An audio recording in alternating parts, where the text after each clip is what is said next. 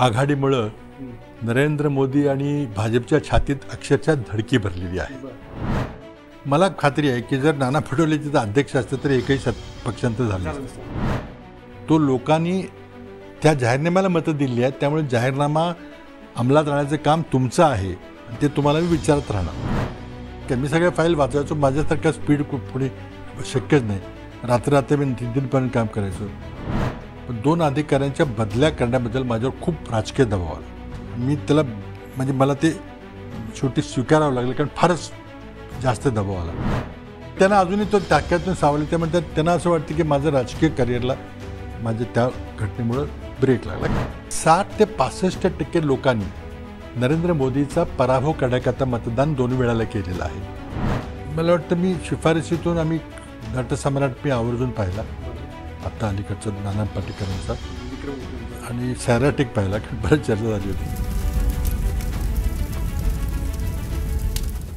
नमस्ते, मी योगेश कुटे. लेट्सअप सभा या कार्यक्रमामध्ये आपल्या सर्वांचं मनपूर्वक स्वागत. आज आपल्यासोबत आहेत महाराष्ट्राचे माजी मुख्यमंत्री, माजी केंद्रीय मंत्री, काँग्रेसचे एक धुरंधर नेते, राजकारणातील एक चाणक्य म्हणून ज्यांची ओळख आहे असे पृथ्वीराज चव्हाण.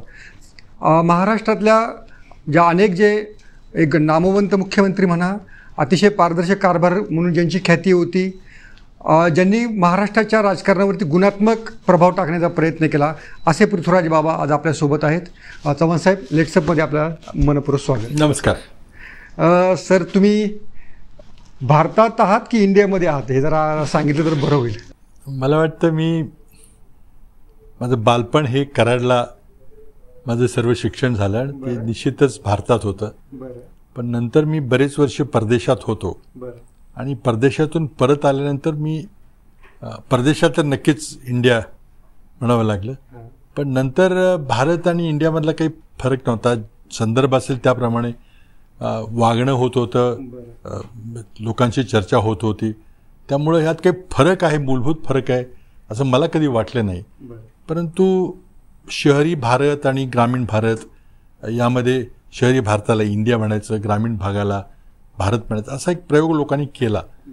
परंतु हा एक माझ्या दृष्टीने फार कॉम्प्लेक्स विषय आहे आणि इतक्या हसण्याजोगी संपवण्याचा विषय नाही आहे. कारण भारत या शब्दाची व्युत्पत्ती काय आहे आणि तो कोणता भूभाग दर्शवतो याबद्दल अनेकांची मतांतर आहेत. आणि त्यामुळं भारत हा खरोखरच एक देश होता का 400-450 संस्थानिकांमध्ये ह्या विभागला गेला होता. आणि ब्रिटिशांनी आल्यानंतर याला एक देश म्हणून त्याला एक संकल्पना निर्माण केली आणि ज्याला इंग्रजीमध्ये स्टेट म्हणतात. नेशन स्टेट ही कल्पना इंग्रजीमध्ये, जे मराठीमध्ये फार सोपं भाषांतर नाही. राज्य म्हणून आपण त्याला राष्ट्र म्हणतो, हा ती वेगळी कल्पना आहे. तर स्टेट म्हणजे ज्याच्यामध्ये शासन ज्याला आपण म्हणतो, ती कल्पना ही पहिल्यांदा ब्रिटिशांच्या काळात आणली. त्यांनी मूळ जो शब्द आहे तो लॅटिनमधला इंडस रिव्हर, सिंधू नदीला इंडस रिव्हर म्हटलं जात असे, आणि इंडस रिव्हरमधून तो भूभाग इंडे असं लॅटिनमध्ये नाव पडलं. त्यामुळं मग सर्वांनी त्याला इंडस, इंडिया असं इंडिया रूप मूळ रूप होतं. त्या धातूपासून ते शब्द सुरू झाला. हा इंडियाची व्युत्पत्ती आहे. भारत हे जी वेगळी आहे की कोणामुळं भारत हा राजा होऊन गेला त्याच्यामुळं पडलं का काय माहिती नाही. पण तो कोणता भूभाग होता, म्हणजे तो फक्त आजकालचा जो हिंदी भाषी भाग आहे तो होता का दक्षिणेतला द्रविडियन भाग आहे तो सुद्धा त्यात होता, याबद्दल चर्चा करण्याचा विषय आहे. त्यामुळे त्यात खोलात न जाता आणि हे विश्लेषण न करत बसता भारत आणि इंडिया, मला वाटतं दोन्हीही नावं आपण वापरली पाहिजेत. परदेशी लोकांना आंतरराष्ट्रीय पातळीवर इंडिया हे नाव प्रचलित आहे, ते लोकांच्या अंगवणली पडलेलं आहे, एक चांगलं तोंडातून ते रुळलेलं नाव आहे. आणि आपण दुराग्रह करून आपलं भारत तिथं लावायचं, पाश्चिमात्य लोकांच्या का एक उपयोग नाही. आपण देशात आपण भारत म्हणतोच, हिंदुस्थानी म्हणतो. अच्छा. त्यामुळे मला वाटतं नावात काही फार त्यातून काही राजकारण साधायचा प्रयत्न जो आता चाललेला आहे तो योग्य नाही. पण जेव्हा अनेकांना असं वाटतं की इंडिया हे जे नाव आलेलं आहे तुमच्या भाजप विरोधी आघाडीला, त्या इंडिया नावाला आधीच एक नाउमेद करण्यासाठीच भारताचा हा प्रयोग आहे का? हे स्पष्ट आहे की इंडिया ह्या विरोधकांच्या आघाडीमुळं नरेंद्र मोदी आणि भाजपच्या छातीत अक्षरशः धडकी भरलेली आहे आणि ते नाव कसं पुसून टाकता येईल याचा प्रयत्न चाललेला आहे. नाव जरी पुसलं बदललं त्याच्यावर बंदी टाकली कायदा केला तरी आमची विरोधकांची आघाडी काही ती थांबणार नाही. त्यामुळं 24च्या निवडणुकीला मला वाटतं सुरुवात झालेली. इंडिया हे जर नाव बदललं गेलं तर त्याला काँग्रेस कसा रिस्पॉन्स करेल? त्याला काँग्रेस अधिकृत रिस्पॉन्स नाही. मला वाटतं की त्यांनी विधेयक आणलं पाहिजे.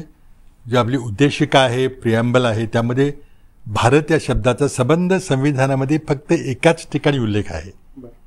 We the people of India that is Bharat. त्यानंतर कुठेही भारत हा उल्लेख नाही आहे.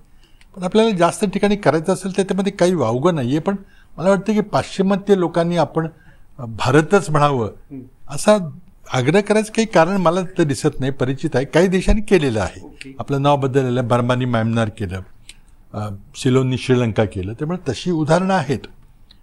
पण मला वाटतं हे तर नरेंद्र मोदींना वाटतंय त्यातून निवडणूक जिंकता येईल त्यांना तर मग ती निवडणूक जिंकण्याकरता ते काही करतील. सर जेव्हा काँग्रेसची आता इंडियासाठी आघाडी घेतली, भारत जोडो यात्रा झाली, कर्नाटकमध्ये चांगले निकाल पक्षाच्या बाजूने आले, तर काँग्रेसचं ॲनालिसिस तुम्ही पुढच्या 6 महिन्यांसाठी निवडणुकीसाठी कसं पाहता तुम्ही? माझं ॲनालिसिस अगदी स्पष्ट आहे.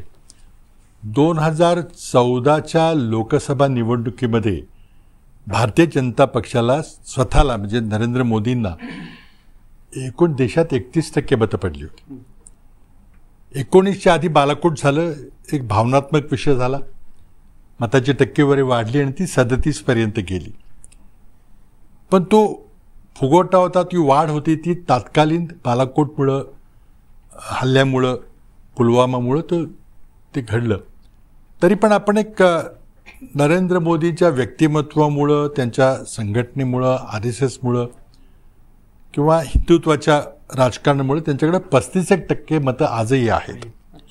कदाचित ती महागाईमुळं किंवा बेरोजगारीमुळं किंवा इतर गोष्टीमुळं कदाचित कमी झाली असतील. पण मी विरोधकांना कमी लेखू नये अशा मताचा आहे. तर आपण 35% मतं जरी भाजपची आजही आहे तसं धरलं त्याचा अर्थ 60 ते 65% लोकांनी नरेंद्र मोदीचा पराभव करण्याकरता मतदान 2 वेळाला केलेलं आहे.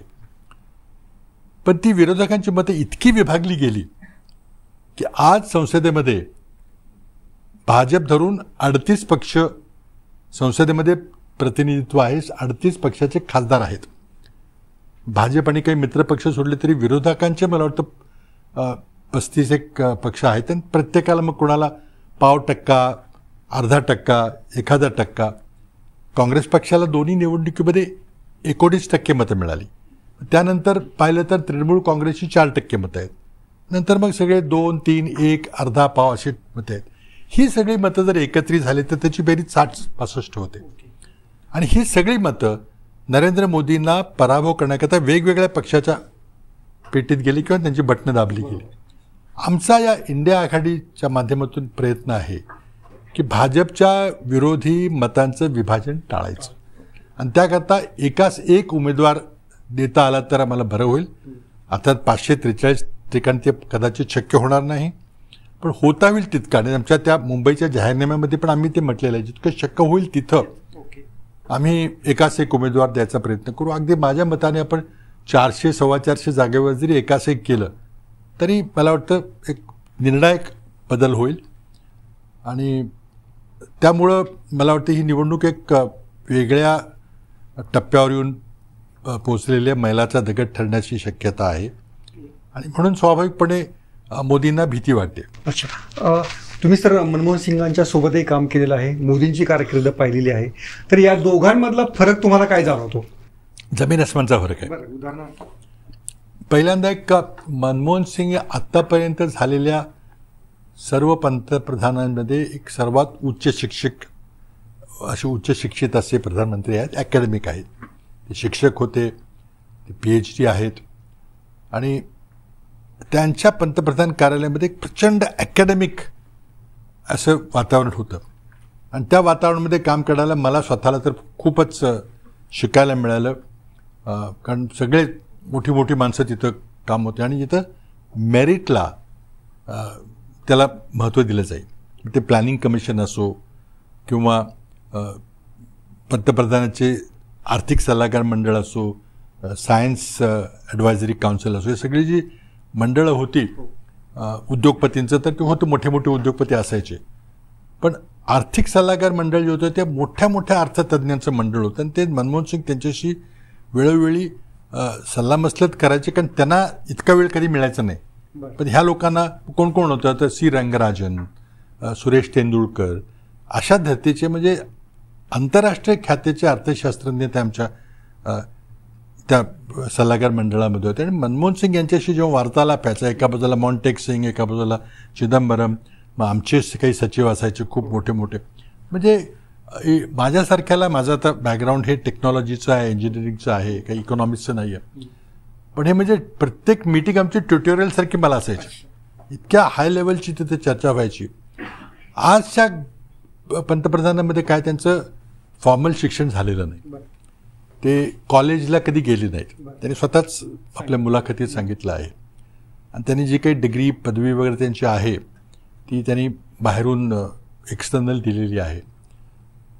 पण रिगरस जेव्हा एखादा व्यक्ती अभ्यास करतो कॉलेजमध्ये, स्पर्धा परीक्षेला बसेल किंवा उच्च शिक्षण घेईल, विविध कॉलेजमध्ये घेईल, त्यातून ते जे एक म्हणजे म्हणजे आपल्या व्यक्तिमत्वाचं जे एक ट्रेनिंग होतं, शिक्षण होतं, माइंड इज स्कूल्ड म्हणतात त्याला, तर ते त्यांचं झालेलं नाही. आणि त्यामुळं तो जमीन आसमानचा फरक आहे. पण सगळेच पंतप्रधान काही फार सुशिक्षित होते असं नाही आहे. पण ते म्हणतात की हार्वर्डपेक्षा हार्डवर्क महत्वाचं आहे. पण माझं म्हणणं हार्वर्ड आणि हार्डवर्क दोन्ही का करू नये.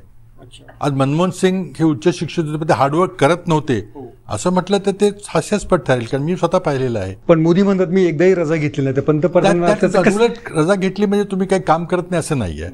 उलट वर्क हार्ड आणि वर्क स्मार्ट ह्याचा फरक आजकाल कॉर्पोरेट सेक्टरमध्ये केला जातो. तर त्यामुळं शरीराला थोडी विश्रांती मिळाली पाहिजे.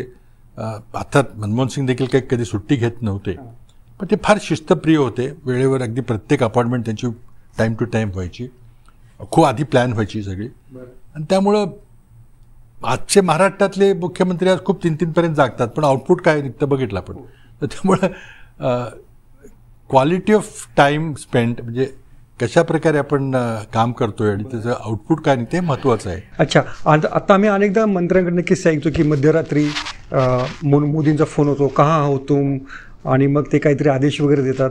तर मनमोहन सिंग असे मध्यरात्री वगैरे कधी फोन करायचे नाही कधी. अर्थात एमर्जन्सी असली तर नक्कीच व्हायचं, कारण अशा कधी घटना अचानक घडत असत, अपघात घडत असत, त्यावेळेला रात्रंदिवस फोन चालू असत. पण आपलं सहज आपलं कोणाला रात्री 3 वाजता उठवलंय असं आमच्या काळात कधी होत नव्हतं. आणि त्या ती खूप शिस्तप्रिय होते. वेळेत सगळं त्यांचं अपॉइंटमेंट कॅलेंडर हे 2-3 दिवस आधी ठरायचं, सगळ्या अपॉइंटमेंट दिल्या जायच्या आणि प्रत्येक अपॉइंटमेंट मिनिट टू मिनिट ही पूर्ण व्हायची. म्हणजे ज्याला जितकी वेळ द्यायचा ते आधी ठरलेलं असायचं, तेवढ्या वेळेत ती बैठक संपायची. म्हणजे उगाच आघळपगळ गप्पा मारायचे त्यांचा स्वभाव नव्हता. पण मोदी ज्या पद्धतीने लोकांना भेटतात, इंटरॅक्शन करतात, तसं मनमोहन सिंग करायचे नाही. मला वाटतं मनमोहन सिंग निश्चितच करायचे, खूप शिस्तबद्ध पद्धतीने करायचे. बरं, सगळ्या सहकाऱ्यांच्या बरोबर करायचे. पण काही जणांना स्वतः एकटं भेटायचं असतं त्यांनाही भेटत असत, त्यामध्ये कुठं काही कमी नव्हतं.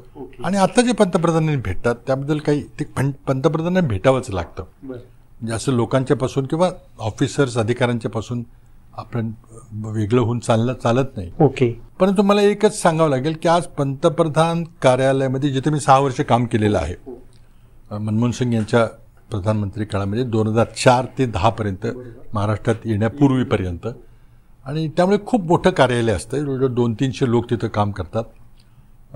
खूप उच्चपदस्थ अधिकारी देखील मदतीला असतात. पण एक पंतप्रधान कार्यालय हे सर्वेसर्वा कधी नव्हतं. इंदिरा गांधींच्या वेळेत थोडंसं होतं, PN अक्षर वगैरे, पण आता मात्र सगळं काही फक्त पंतप्रधान कार्यालयातून चालतं. एकाही मंत्र्याला स्वतःचे अधिकार नाहीत, एकाही सचिवाला इतर मंत्र्यांच्या काही कोणाला स्वतःचे अधिकार नाहीत. तुम्हाला PMOचा फोन आला तर तुम्ही काहीतरी करायचं सांगितलं जाईल तेवढंच काम करायचं. आणि PMच्या जवळचे जे काही अधिकारी आहेत बहुतेक ते गुजरात कॅडरचे अधिकारी आहेत, गुजराती बोलतात, त्यांच्यावर त्यांचा प्रचंड मोठा विश्वास आहे.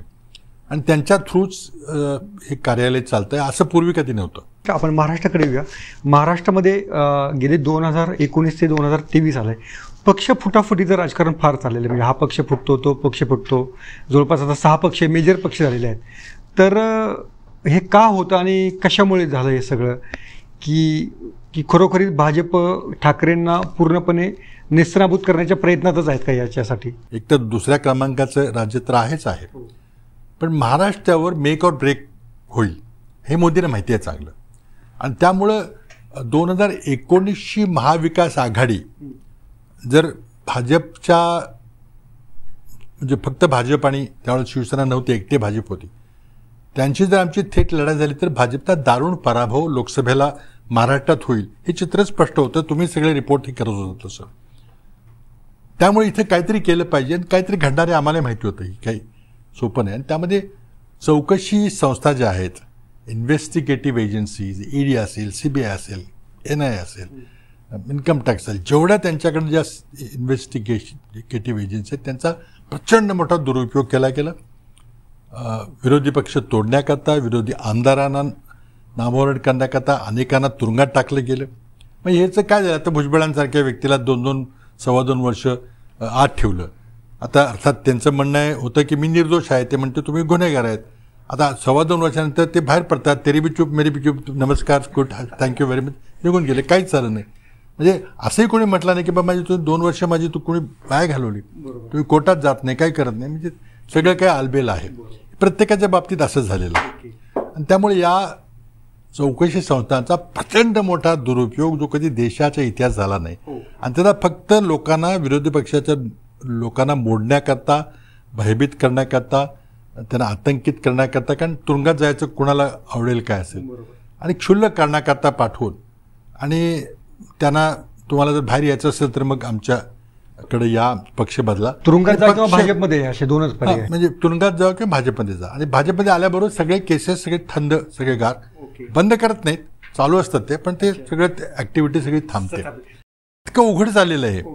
आणि त्यामुळं त्यांनी त्यातून मग हे शिवसेनेचं साध्य केलं आणि नंतर अजितदादांचा तो प्रकार झाला. पण त्यामध्ये दुसरी एक गोष्ट आहे, 2 गोष्टी त्याला घडल्या. दुर्दैवानं आमची जेव्हा 3 पक्षाची महाविकास आघाडी तयार झाली तेव्हा सत्ता वाटपाच्या सूत्राप्रमाणे मुख्यमंत्री, उपमुख्यमंत्री आणि अध्यक्षपदी काँग्रेसकडे येणार होतं, आणि ते आलं. आम्ही सर्वांनी बसून तिथं निर्णय घेतला. मलाही सांगण्यात आलं होतं की तुम्ही होता का अध्यक्ष, पण मी म्हटलं नको, मला आज ऍक्टिव्हली मला मोदींच्या विरोधात बोलायला मिळेल आणि मी राष्ट्रीय प्रश्नावर सुद्धा नेहमी बोलत असतो, तर मी आता काही होत नाही. आणि म्हणून मी नाना पटोले यांना अध्यक्ष होण्याची विनंती केली, त्यांनी स्वीकारली. आता नाना पटोलेंनी अचानक मध्यंतरी राजीनामा दिला. आता का दिला ते आम्हाला अजूनही समजलेलं नाही, म्हणजे कुणाला माहिती आहे, मला माहिती नाही. पण त्याचा फार मोठा गंभीर परिणाम झाला, कारण ज्या कारणामुळं अध्यक्षपद हे आपल्याकडे असलं पाहिजे तर काँग्रेसचा आग्रह होता, याचाच कथा होता की असं घडू शकतं. म्हणून काँग्रेस अध्यक्ष कोणी खंबीर पाहिजे, काँग्रेसचं आणि विरोधी पक्षाचं हितरक्षण करणारा पाहिजे. पण ते दुर्दैवानं त्या राजीनाम्यामुळे झालं नाही. आणि मला वाटतं महाराष्ट्राच्या गेल्या पुढच्या 10 वर्षाकरता त्या एका घटनेमुळे फरक पडलेला आहे. कारण मला खात्री आहे की जर नाना पटोले तिथं अध्यक्ष असते तर एकही पक्षांतर झालं असतं. नाना पटोले आणि फडणवीस यांची मैत्री आहे, त्याचं काही मी काय तसं बोलला नाही. तो दिला, मला वाटतं कोणीतरी त्यांना सांगितलं असेल, त्यामुळं का दिलं काही आम्हाला अजूनही कळलेलं नाही. परंतु ते असते तर एकनाथ शिंदेचं रामायण झालं नसतं आणि अजितदादांचंही महाभारत झालं नसतं, काय झालं नसतं, कारण ते शक्यच नव्हतं. आणि त्यामध्ये दुसरी एक त्यामध्ये मुद्दा या ठिकाणी सांगणं गरजेचं की हा पक्षांतर बंदी कायदा जो आज अस्तित्वात आहे, ज्याला आपण घटनेचं 10वं शेड्यूल म्हणतो आणि पक्षांतर बंदी कायदा असं पॉप्युलरली म्हटलं जातं, त्या इतका दोषपूर्ण कायदा आहे की त्यामुळे कुठलंही पक्षांतर थांबत नाही.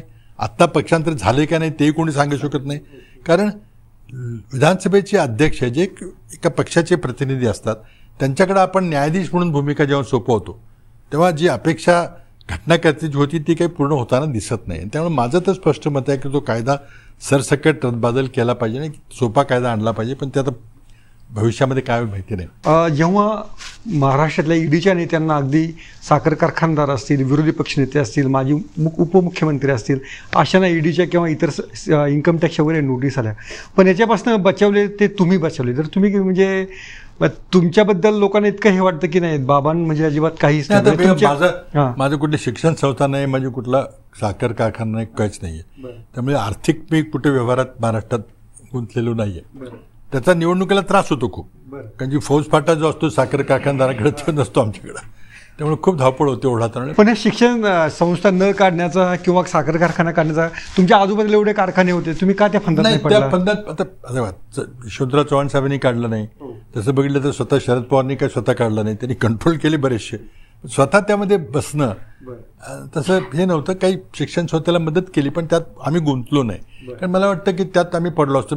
माझे पिताजी राजकारणात होते, मातोश्री राजकारणात होते. आम्ही त्यात जर थेट पडलो असतो तर माझ्यासारख्याला दिल्लीमध्ये काम नसतं करता आलं.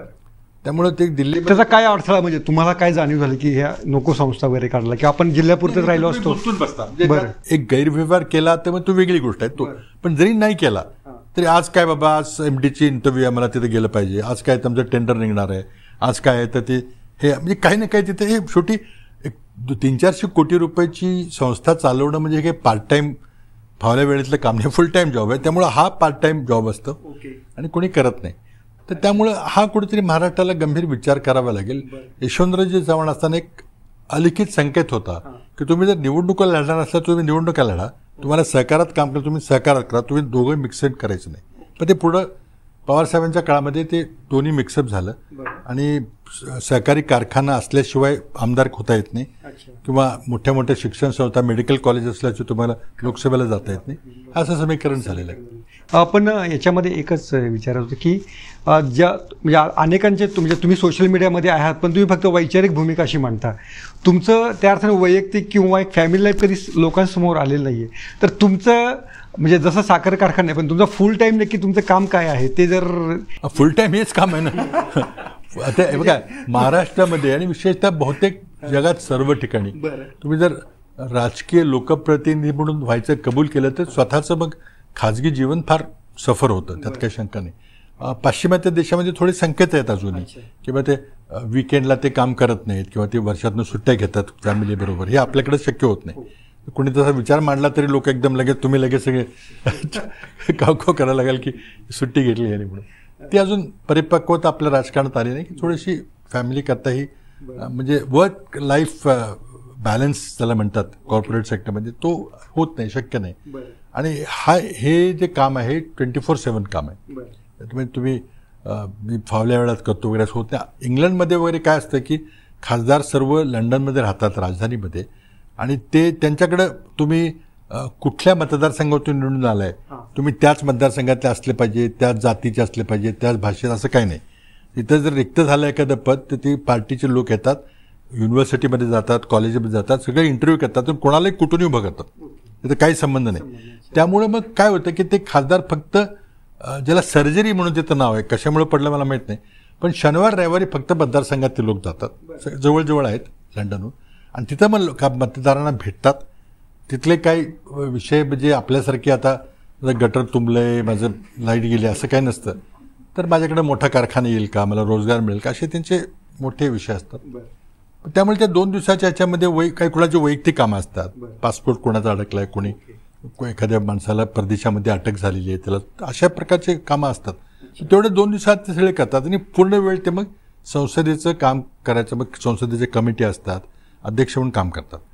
आणि आपल्या देशामध्ये दिवसेंदिवस संसदेचं अधिवेशन कमी व्हायला लागलेलं आहे. इतर ठिकाणी वर्षभर अधिवेशन चालतंय, फक्त काही सुट्ट्या असतात, म्हणजे मतदारसंघाकरता किंवा फॅमिली करता. वेगळं आहे. पण तुम्ही जेव्हा मुख्यमंत्री होता तेव्हा तुम्हाला पण सामान्य माणसं फोन करायचे, सर माझी गाडी पकडली आहे, म्हणजे असं आता काही लोकांना फार म्हणजे काही फोन येतात, काही असे डायरेक्ट आम्ही फोन घेत नव्हतो. त्याला संकेत होतं कोणी रेकॉर्ड करते, काय केले, आणि मग ते आता एखाद्याने समजा पोलीस स्टेशन साहेब हे जरा इन्स्पेक्टरशी बोला जरा म्हणून दिलं तर पुन्हा योग्य नाहीये, पुन्हा कुठेतरी रेकॉर्ड केलं की अडचणी झाल्या होत्या. असं नाही, ते फोन येत असत, ऐकून घेत असतो मी, त्यांचं समाधान मी करत असतो. त्यामुळे जर मोठा कार्यकर्ता आमदार वगैरे कोण असतील किंवा पक्षाचा अध्यक्ष असेल तर त्याचे फोन येत असतात आमच्याकडे, किंवा फोन येऊन त्याचा रेकॉर्ड होत असेल आणि मग एखाद्या ठराविक वेळामध्ये ते सगळ्या फोनची उत्तरं जात असतात. नाही तर आपण कधी फोन घेतला, मीटिंगमध्ये घेतला तर मीटिंग डिस्टर्ब होते. त्यामुळे ती स्वतः डिसिप्लिन पाळावी लागते. पण फोनचं उत्तर जाणं महत्त्वाचं आहे. ते स्वतः द्या, नंतर तुमच्या कार्यालयातून द्या, त्या माणसाचा कामाचा पाठपुरावा झाला पाहिजे. कम्प्युटर टेक्नॉलॉजी ही फार रेव्होल्युशनरी टेक्नॉलॉजी आहे आम्हाला त्यावेळेला दिसत होतं. अमेरिकेत असतानाच आम्हाला लक्षात आलं होतं. पण इतके मोठा त्याचा हे विस्तार होईल असे त्यावेळेला वाटलं नव्हतं, पण मोठं होणारी त्यात शंका नव्हती. पण नंतर लक्षात आलं की ही टेक्नॉलॉजी इंग्रजी जाणण्याच्या करता पूर्ण आहे. जर तुम्हाला इंग्रजी येत नसेल, आणि त्यावेळेला भारतात फक्त 2-3% लोकांनाच इंग्रजी म्हणजे मातृभाषेसारखी बोलणारे लोक होते. बाकीच्यांचं काय, कराडच्या माणसाचं काय, इस्लामपूरच्या माणसाचं काय, शिराळ्याच्या माणसाचं काय, पाटणच्या माणसाचं काय, त्यांना हे काही कळणारच नाही. आणि त्यावेळेला नंतर मग 84 साली इंदिराजींची हत्या झाली, राजीव गांधी प्रधानमंत्री झाले, त्यांनी संगणक युग आणायचं. त्यांनाही लक्षात आलं की संगणक हे क्रांतिकारक टेक्नॉलॉजी आहे. मग त्यांनी 2 निर्णय घेतले की आपण काही ठराविक जिल्ह्यामध्ये सगळे शेतकऱ्यांचे 7-12 उतारे ही संगणकीकरण करूया. कल्पना चांगली होती. आम्ही त्यांनी जिल्हे निवडले. वर्धा जिल्हा महाराष्ट्रातला निवडला, मध्य प्रदेशला गुणा जिल्हा निवडला, असे जिल्हे निवडले आणि झालं काम सुरू. पंतप्रधानांचं ऑर्डर म्हटलं झालं सुरू. मग काही सांगितलं की काही सहकारी साखर कारखान्यामध्ये आपण सुरू करूया. मग ते बाळासाहेब विखे पाटलांच्या तिथं त्यांनी संगणक घेतला. त्यावेळेला फार महाग असायचा संगणक. आता प्रॉब्लेम असा झाला की ते उसाची बिलं काढली की ती इंग्रजीमध्ये यायला लागली. आता ती कोणाला कळणार, आणि 7-12चा काही संबंधच नाही. लगेच त्यांना लक्षात आलं की हे असं चालणार नाही, की हे आपल्या मराठीत असल्याशिवाय चालणार नाही. नेमकं त्यावेळेला आम्ही काही मित्र बसलो होतो आणि आम्हाला लक्षात आलं की ही जी क्रांती आहे ती ज्यांना इंग्रजी येणार नाही त्यांच्यापासून ती त्यांना बायपास करेल. आणि आता आर्थिक दृष्ट्यामध्ये आहेरे नाहिरे किंवा हॅव्ज अँड हॅव नॉटचा फरक आहे, तसं या क्रांतीमध्ये होईल. आपला सगळा समाज हा या क्रांतीपासून दूर जाईल. तर त्यावेळेला मी काही कारणामुळे तैवानला वगैरे गेलो होतो परदेशामध्ये. तिथं पाहिलं की तिथं चीनी भाषेमध्ये कम्प्युटरमध्ये काम चालायचं. आम्ही मग विचार केला की मराठीत का नाही, गुजरातीमध्ये का नाही, तामिळमध्ये का नाही, तेलुगूमध्ये का नाही. आणि मला थोडंसं हे फार फील झालं की आपण नाही केलं तर मग थोडं आपण काही फार त्यामध्ये हे करू. आणि म्हणून आम्ही काही जणांनी मग ओरिजिनल रिसर्च या प्रकरणामध्ये केलं. त्यावेळेला कोणाला नव्हतं आणि हे काही फार ग्लॅमरस किंवा फार फायदेशीर पैसेवालं काही काम नव्हतं. काही जणांनी आम्ही केलं आणि मला एक आनंद वाटतो की मला त्यामध्ये खारीचा वाटा उचलायची संधी मिळाली. मी खूप चांगलं काम केलं त्यामध्ये. आता जो मराठीमध्ये कलफलक आहेत ते कसे स्टँडर्डाईज करायचे, जे इंग्रजी भाषेचं जे संगणकीकरण करताना जे 1 आणि 0 या भाषेत जे भाषांतर होतं ते मराठीत कसं करायचं, हिंदी भारतीय भाषामध्ये करायचं, तर खूप मूलभूत संशोधन केलं. तिथं काही इतर सायंटिस्ट त्यामध्ये होते, आम्ही होतो. आणि मी माझा एक आग्रह होता की काही कंपन्यांनी आपण हिंदी भाषी कम्प्युटर करूया असा निर्णय घेतला आणि शून्यापासून त्यांनी कम्प्युटर बांधायला सुरुवात केली. त्यामध्ये त्यांना थोडंसं यश आलं. पण माझा आग्रह होता की असं नको करायला. त्याच वेळेला IBMनी पर्सनल कम्प्युटर तयार केले होते अमेरिकेमध्ये आणि ते उपलब्ध होते. माझा आग्रह होता की आपण त्या कम्प्युटरमध्ये विस्तार करायची सोय आहे, तर आपण अशा प्रकारची व्यवस्था करू की त्याच कम्प्युटरमध्ये आपण काही जर बदल केले तर त्याला मराठीमध्ये वापरता येईल. आणि त्या दिशेने आम्ही गेलो. काही लोकांची IIT कानपूरमध्ये खूप एका मित्राचं खूप चांगलं काम होतं, त्याला आम्ही एकत्र घेऊन आम्ही दिल्लीमध्ये आमच्या जे आउटफिट होतं तिथं आम्ही काम केलं आणि आम्हाला यश आलं.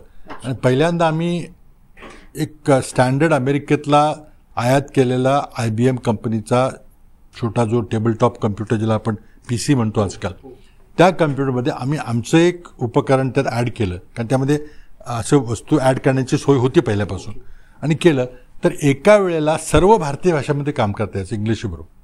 हे फार मूलभूत आमचं संशोधन झालं होतं आणि त्याला आमचा त्यात वाटा होता.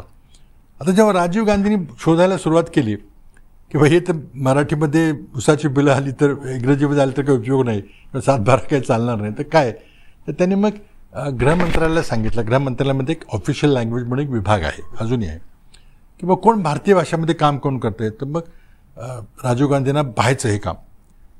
म्हणजे आम्हाला सर्वांना बोलवलं, ते आमचा परिचय होताच त्या अधिकाऱ्यांशी की आमचं चांगलं काम होतं. मग ते म्हटले तुम्हाला prime minister will like to meet you. तर म्हटलं ठीक आहे. त्यावेळेला सिक्युरिटी फार होती कारण इंदिराजींची हत्या झाली होती, सगळे ब्लॅक कॅट कमांडे काळे कपडे घालून असायचे. तर आम्हाला 7-8 जणांना 7-8 कंपन्यांना देशातल्या तिथं त्यांनी बोलवलं विज्ञान भवनमध्ये आणि प्रदर्शनाचं अशाच खोलीत उभं केलं सगळ्यांना. तुम्ही काय काय करता दाखवलं. राजीव गांधी स्वतः आले, त्यांनी खूप वेळ दिला आणि प्रत्येकाचं काय काम आहे, कशा प्रकारे आपल्याला जे उद्दिष्ट गाठायचं होऊ शकले त्यांनी स्वतः पाहिलं. आमच्या तिथं आलं, मी त्यांना सगळं एक्सप्लेन केलं की आम्ही काय करतो. आता काही तसं काही म्हणजे माझी 2-4 वेळेला भेट झाली असेल असं बोलते त्यांना, पण त्यांना लाखो लोकांमध्ये काही ओळख असेल असं नाही.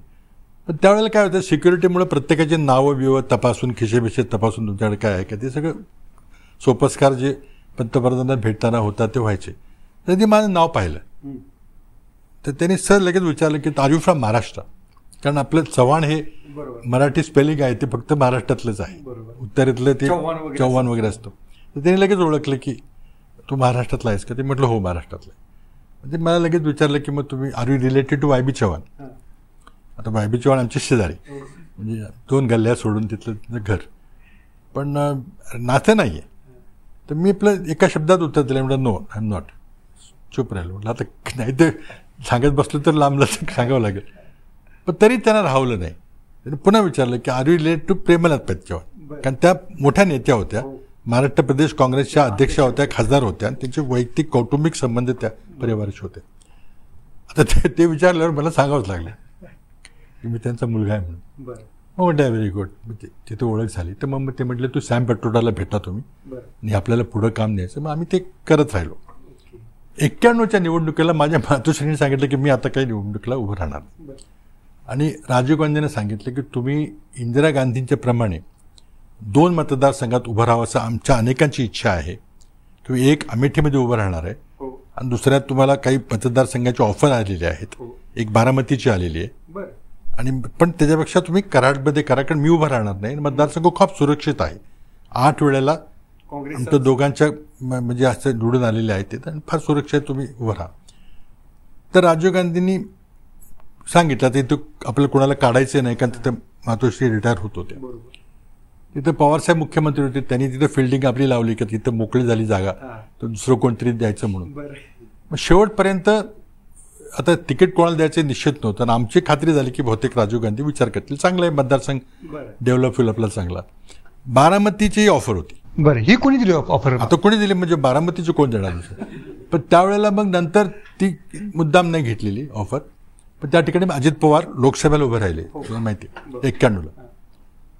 रात्री 3 वाजता मी पुण्याला होतो. लास्ट डे होता इलेक्शनचा. आता कुणाला तिकीट मिळते माहीत नाही, मातोश्री तर नाहीत, पण माझ्या मातोश्रीने सांगितलं होतं की मला नाही, तुम्ही जर उभं राहणार नसला तर मग माझ्या मुलाचा विचार करा, तुमची ओळख आहे, पण माहिती आहे काय करतोय ते. तेवढंच झालं होतं, बाकी काय नाही. पवारसाहेबांनी एक दुसरं नाव आपल्या इथलं ते सगळं काढून बिडून ठेवलं होतं. इथले कराडचे नगराध्यक्ष वगैरे खूप वर्षाचे नगराध्यक्ष, ते सगळं झालं होतं. रात्री 3 वाजता पुण्याच्या सर्किट हाऊसमध्ये आम्ही थांबलो होतो. दुसऱ्या दिवशी शेवटचा दिवस होता अर्ज भरायचा. 3 वाजता फोन वाजला रात्री. फोनवर मीच फोन घेतला. तर राजीव गांधींचे स्वीय सहाय्यक त्यावेळेला होते ते विन्सेंट जॉर्ज. ते म्हटले मी I am Vincent George speaking, I want to talk to काकीजी. म्हणजे माझ्या मातोश्रीनं सर्व काकीजी म्हणायचं. आहे क्या वहाँ पे है? हा है, मी देता हूँ. तर विन्सेंट जॉर्ज म्हटले काकीजी CP will like to talk to you. आता पंतप्रधानांना PA म्हणतात आणि जेव्हा पंतप्रधान नसतात तेव्हा ते काँग्रेस अध्यक्ष असतात, त्यांना CP म्हटलं जातं, काँग्रेस प्रेसिडेंट. आता खडगेजींना CP म्हणतात. तिथल्या सांकेतिक भाषेमध्ये CP म्हणजे काय ते तर काँग्रेस अध्यक्ष. तर CP will talk to you. CPनं तुम्हाला बोलायचं आहे. रात्री 3ला मातोश्रीने फोन घेतला. राजूजी बोलले, हाँ काकी जी आप कहाँ हैं? पूना में हैं. अच्छा, मैंने डिसाइड कर दिया कि आपके बेटे को लोकसभा का टिकट देने का मैंने तय कर लिया है. आप कहाँ पे हैं? आप पहुँच सकते हैं क्या? कल लास्ट डे है, आप नॉमिनेशन फाईल कर सकते हैं क्या? तर सांगितलं की असं सांगितलं की आम्ही 2-3 तासावर आहे, सातारला जायचं आहे, तर ते करू आम्ही, त्यात काही अडचण नाही आहे, जवळ आहे. तर ठीक आहे, आप फाईट करी, I will come to campaign. मी गरज वाटली तर मी कराडला निवडणुकीच्या प्रचाराकरता येईन.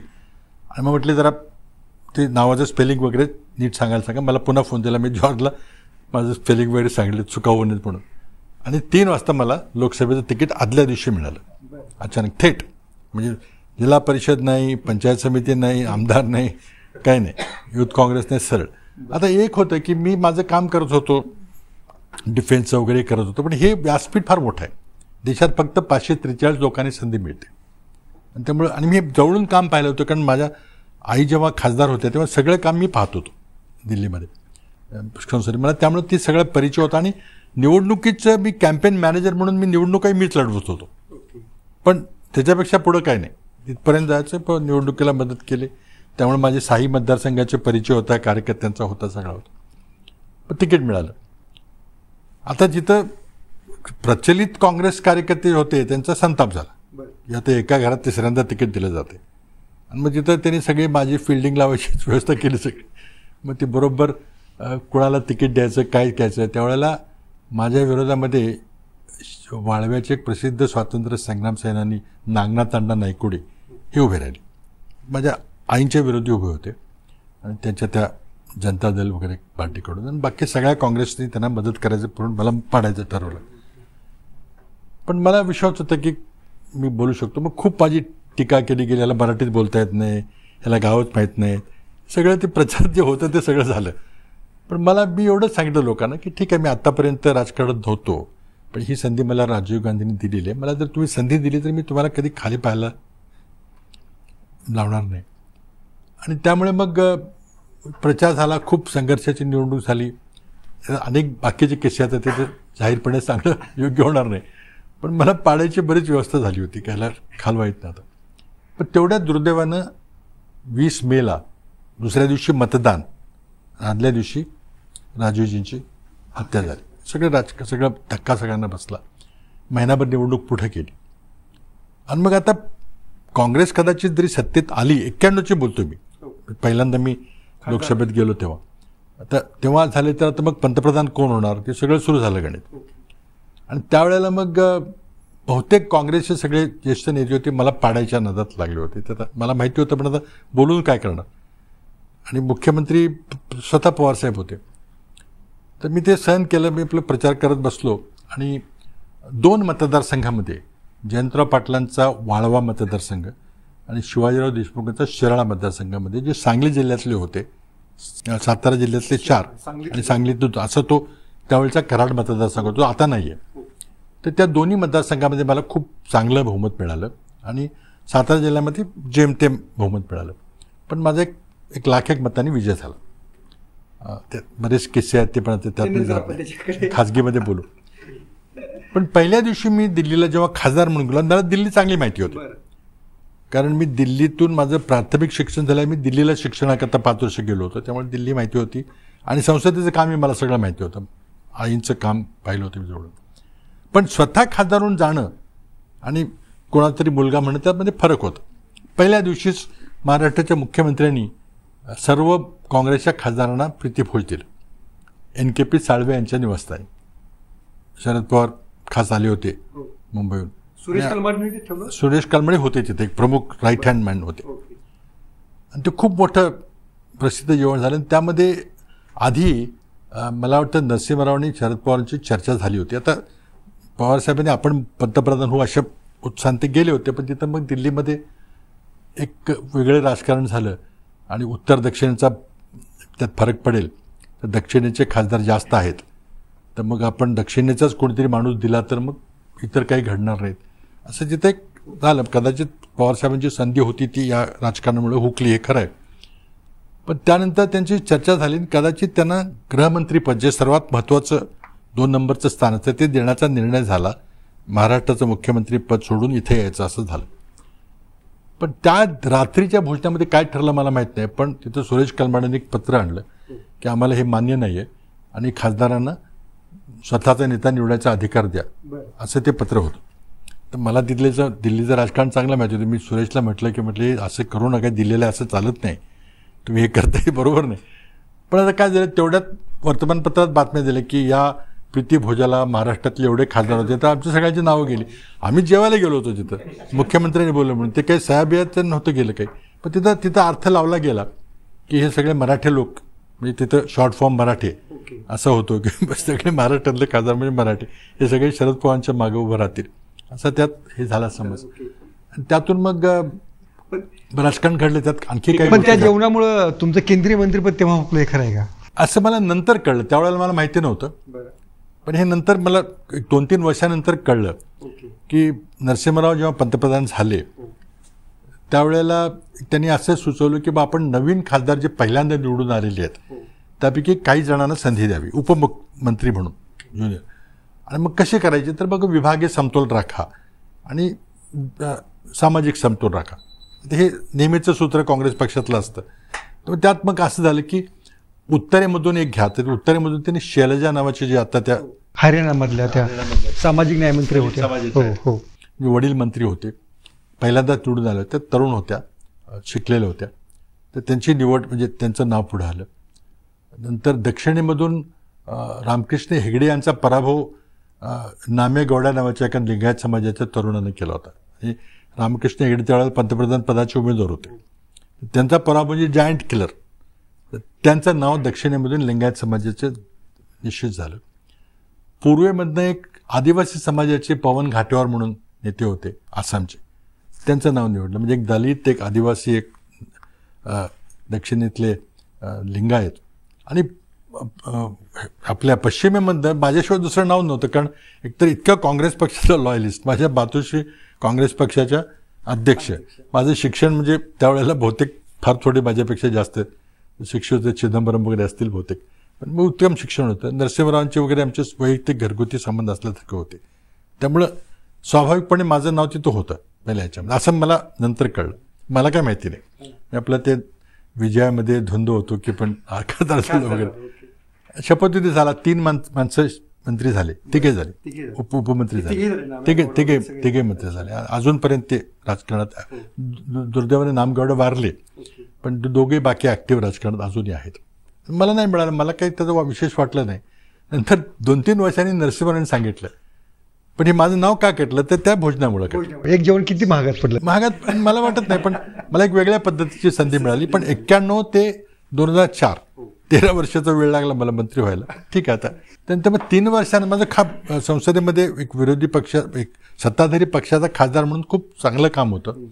शिवराज पाटील तेव्हा अध्यक्ष होते, त्यांनी खूप मला आशीर्वाद, प्रोत्साहन दिलं. नंतर मग 3 वर्षांनी नरसिंहराव मला म्हटले, अरे तुला मला मंत्री करायचं होतं पण राहिलं. तर का राहिलं हे सांगितलं तरी. नंतर मला भुवनेश चतुर्वेदी म्हणून त्यांचे जे राईट हँड होते, अगदी ते खूप त्यांचा विश्वास होते, त्यांनी मला सांगितलं कारण तेरा नाम था लेकिन तू खाने को काय को. म्हटलं आता खाने को काय को तर मला काय माहिती. पण ते म्हणजे आता ते खरं असेल खोटं माहीत नाही, पण ते असं होतं ते. आपण 3 मात्र ते अजूनही शैलजा ह्या सिनियर नेते आहेत तिथं. पवन घाटोवार हे त्यांचा मुलगा आता राजकारणात आहे, पण ते पण केंद्रीय मंत्रिमंडळात त्या वेळेपासून आत्तापर्यंत होते. नामगौडे कोळसा मंत्री झाले, नंतर काही दिवसानंतर ते वारले. पण महाराष्ट्रातून कोणी या उपमंत्री कॅटेगरीमध्ये कोणी नव्हतं. पण 2004 मध्ये जेव्हा युपीए सरकार आलं तर मग आले, पण ते दुसरे एकच फक्त त्याच्यामध्ये सर की 96 मी पुन्हा निवडून आलो, 98ला पुन्हा निवडून आलो आणि 99ला पडलो जेव्हा राष्ट्रवादी काँग्रेस निर्माण झाली. पण त्यात काय गंमत झाली की पुन्हा कधी घडणार नाही मला वाटतं. ते एकत्रित निवडणुका घ्यायचं जे चाललंय पंतप्रधानांचे, 96, 98, 99 3 वर्षामध्ये 3 लोकसभा निवडणुका लढलाय. म्हणजे ते प्रचाराला गेलो की माणसं म्हणत मी रोज लोकसभेला निवडणूक राहते. शेवटी जेव्हा पक्ष फुटला तेव्हा मी पडलो.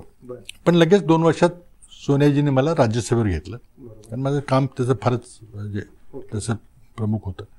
त्यानंतर पण तो 99चा म्हणजे तो अनपेक्षित पराभव होता, कसं होतं? आता आपल्याला कधी पडू असं वाटत नाही, पण मला एक भीती होती की बाई अवघड आहे. आणि त्यावेळेला मराठी माणूस, मराठा हा मुख्यमंत्री होणार पवारसाहेब, मग तुम्ही विरोधात जाणार, मग तुम्ही त्यांना मदत करणार नाही, मग आम्हाला त्यांना पंतप्रधान करा, असं वातावरण झालं. काय त्यात शंका नाही. आणि त्यामध्ये मग श्रीनिवास पाटलांनी माझा पराभव केला. आम्ही दोघं एकाच शाळेत पुढे मागं होतो. हो, एकाच शाळेत. आणि ते जरा सिनियर आहेत मला, पण ते घरगुती संबंध चांगले होते आमचे, पण आता ते उभे राहिले.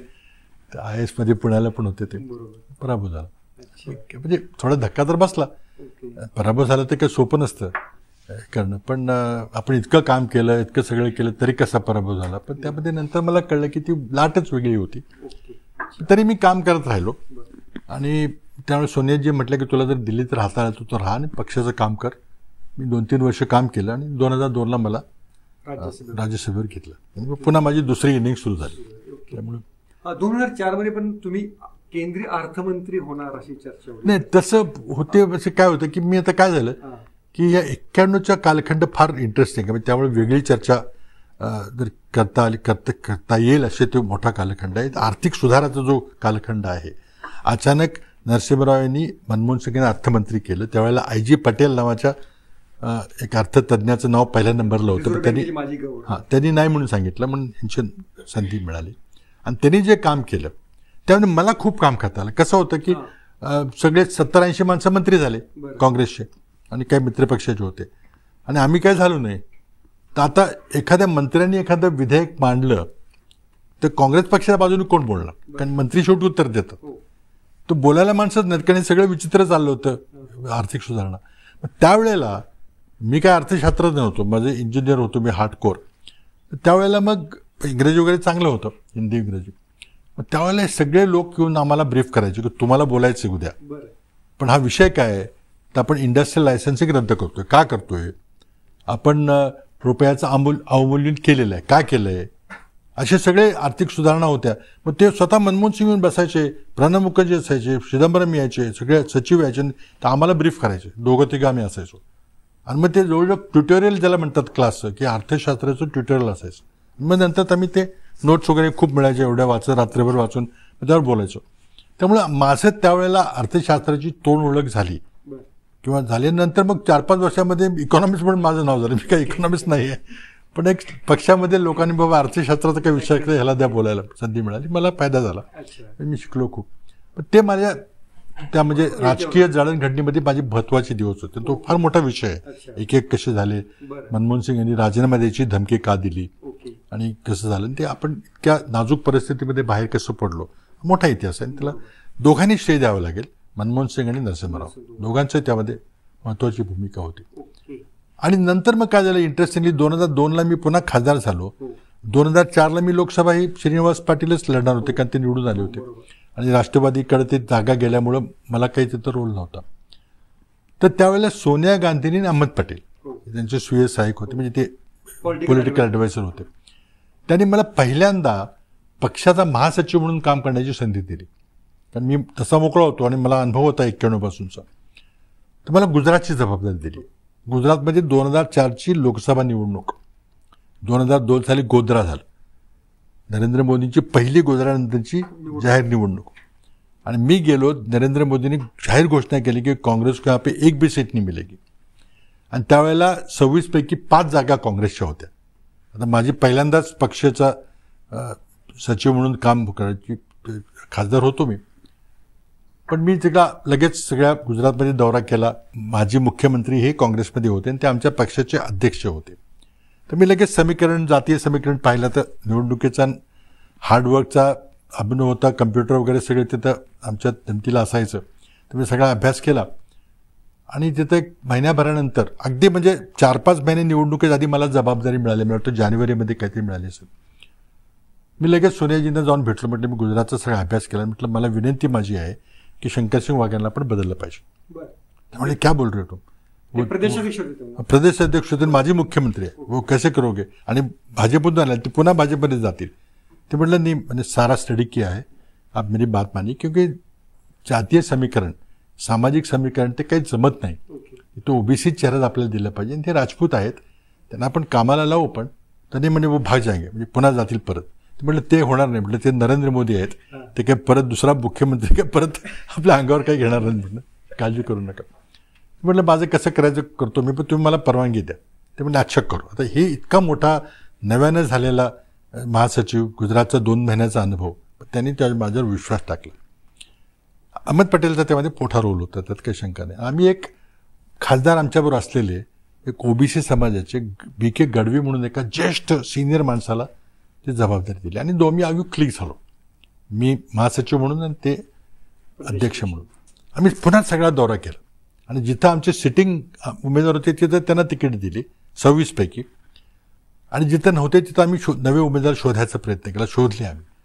तर मला धाकधूक होती की काँग्रेसच्या 26 पैकी 5 जागा आहेत, त्या किमान 5 तरी आल्या पाहिजेत, नाहीतर मग आपल्याला पुन्हा हे काढूनच टाकतील की याला काय जमलं नाही म्हणून. म्हटलं वाढायचं सोडा, पण 5 तरी ठेवलं पाहिजे, तर नरेंद्र मोदीशी मुकाबला आहे.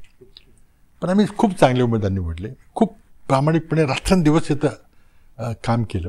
प्रत्येक मतदारसंघामध्ये 26 मतदारसंघामध्ये लोकसभेच्या गेलो आम्ही. आणि मला म्हणजे त्यावेळेला भाषणं वगैरे केली, खूप सगळं जे काय करावं लागतं ते केलं सगळं. आणि निवडणुकीचा निकाल लागला तेव्हा आमच्या 12 जागा आल्या. 26 पैकी 12 आले. 13वी जागा ही निवडणुकीच्या त्या निवडणुकीमध्ये 5 वर्ष अडकून राहिली होती, आम्ही जिंकायला पाहिजे होतं. मला वाटतं गेल्या काय म्हणजे वर्षातला तो हायएस्ट रेकॉर्ड असेल काँग्रेसचा. आता तुम्ही लक्षात घ्या, महत्व सांगतो मी काय ते. 5च्या 12 झाले म्हणजे 7 खासदार गुजरातमधून अधिक आले निवडून.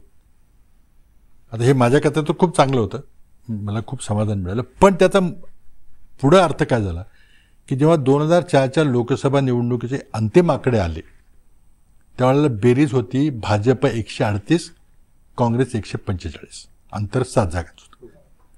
आणि त्या जर 7 जागा नसत्या आल्या म्हणजे आमच्या 5च्या 5 राहिल्या तर ते उलटं झालं असतं. भाजप अटल बिहारी वाजपेयी 145 आणि आमच्या 138, आणि ते पुन्हा पंतप्रधानचे. पण आमच्या त्या 7 जागामुळं मनमोहन सिंग यांना म्हणजे काँग्रेसला संधी मिळाली.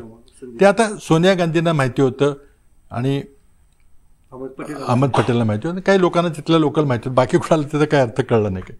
पण माझ्या दृष्टीने फार महत्त्वाचा विजय होता. अर्थात गुजरातमुळेच हे घडलं असं मला म्हणायचं नाही, आंध्रामध्ये चांगलं झालं. पण ही 5-7 जागा महत्त्वाच्या होत्या.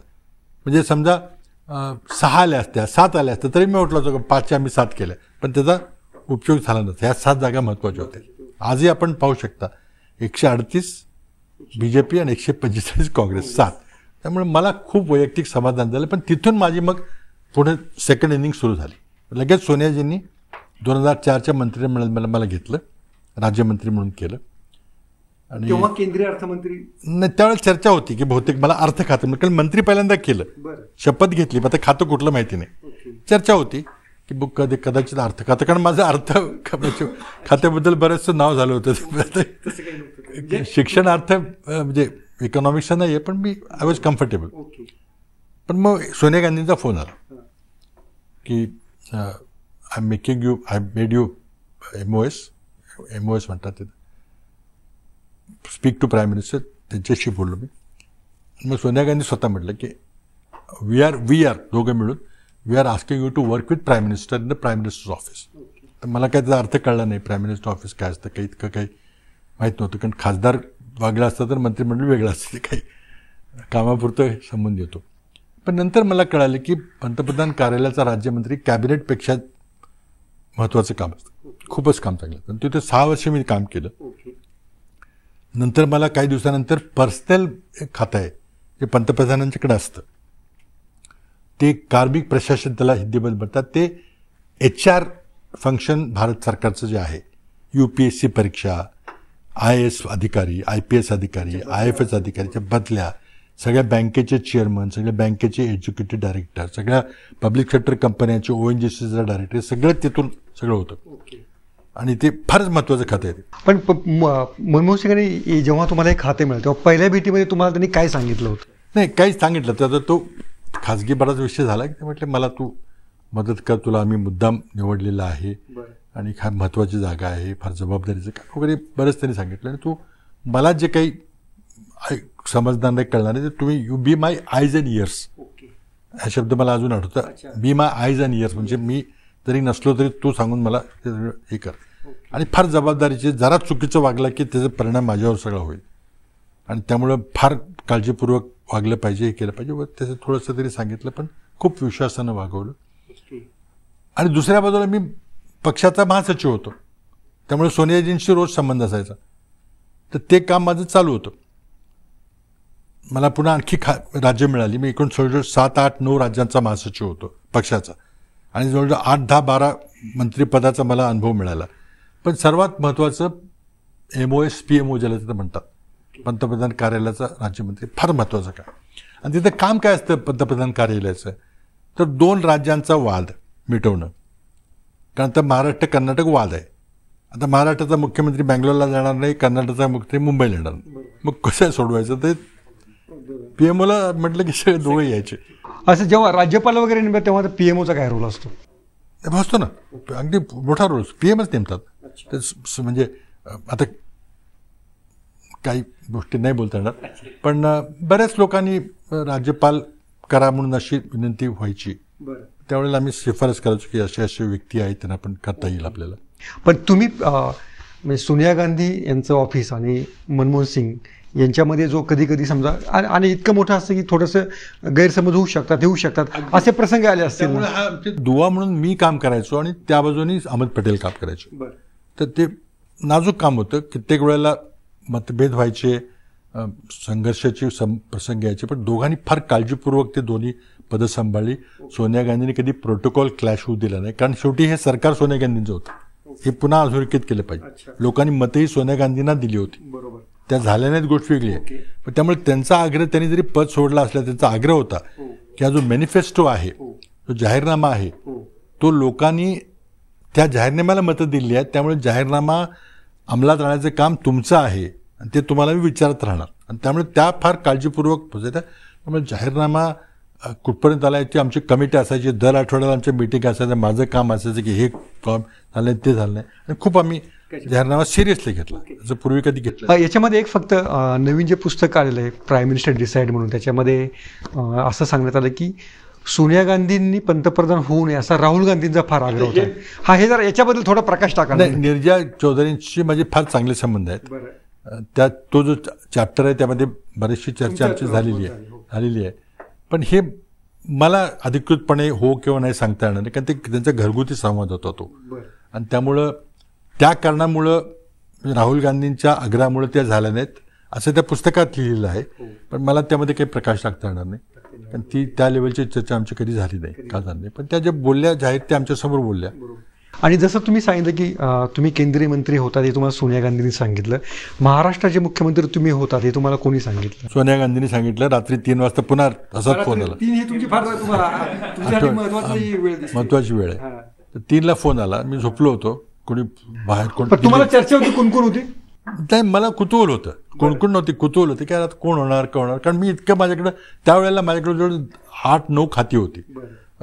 अंतरिक्ष खातं, आता हे चंद्रयान वगैरे चाललंय त्यामध्ये इतकं मी जवळून सगळं पाहिलेलं आहे. कारण 6 वर्ष मी स्पेस कमिशन अंतरिक्ष आयोग होता त्याचा मी सदस्य होतो, जो पहिल्यांदा पॉलिटिकल व्यक्ती त्या अंतरिक्ष आयोगाचा सदस्य मी झालो. 6 वर्ष होतो.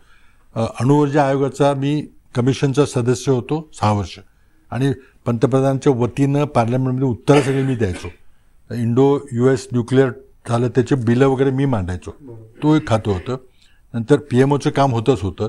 पर्सनलचं खूप मोठं काम होतं. त्यामध्ये CBI असायचं, त्यामध्ये UPSC असायचं, त्यामध्ये CVC असायचे, सगळी जी कार्यालय ते होती सगळी. आणि नंतर मग पार्लमेंटरी अफेअर्सचाही, संसदीय कार्याचाही मला कार्यभार मिळाला होता. आणि 2009च्या निवडणुकीनंतर मला ह्याच्या व्यतिरिक्त विज्ञान तंत्रज्ञान खात्याचा पूर्ण मंत्री म्हणून जबाबदारी मिळाली. 2002 तो माझा आवडता विषय होता.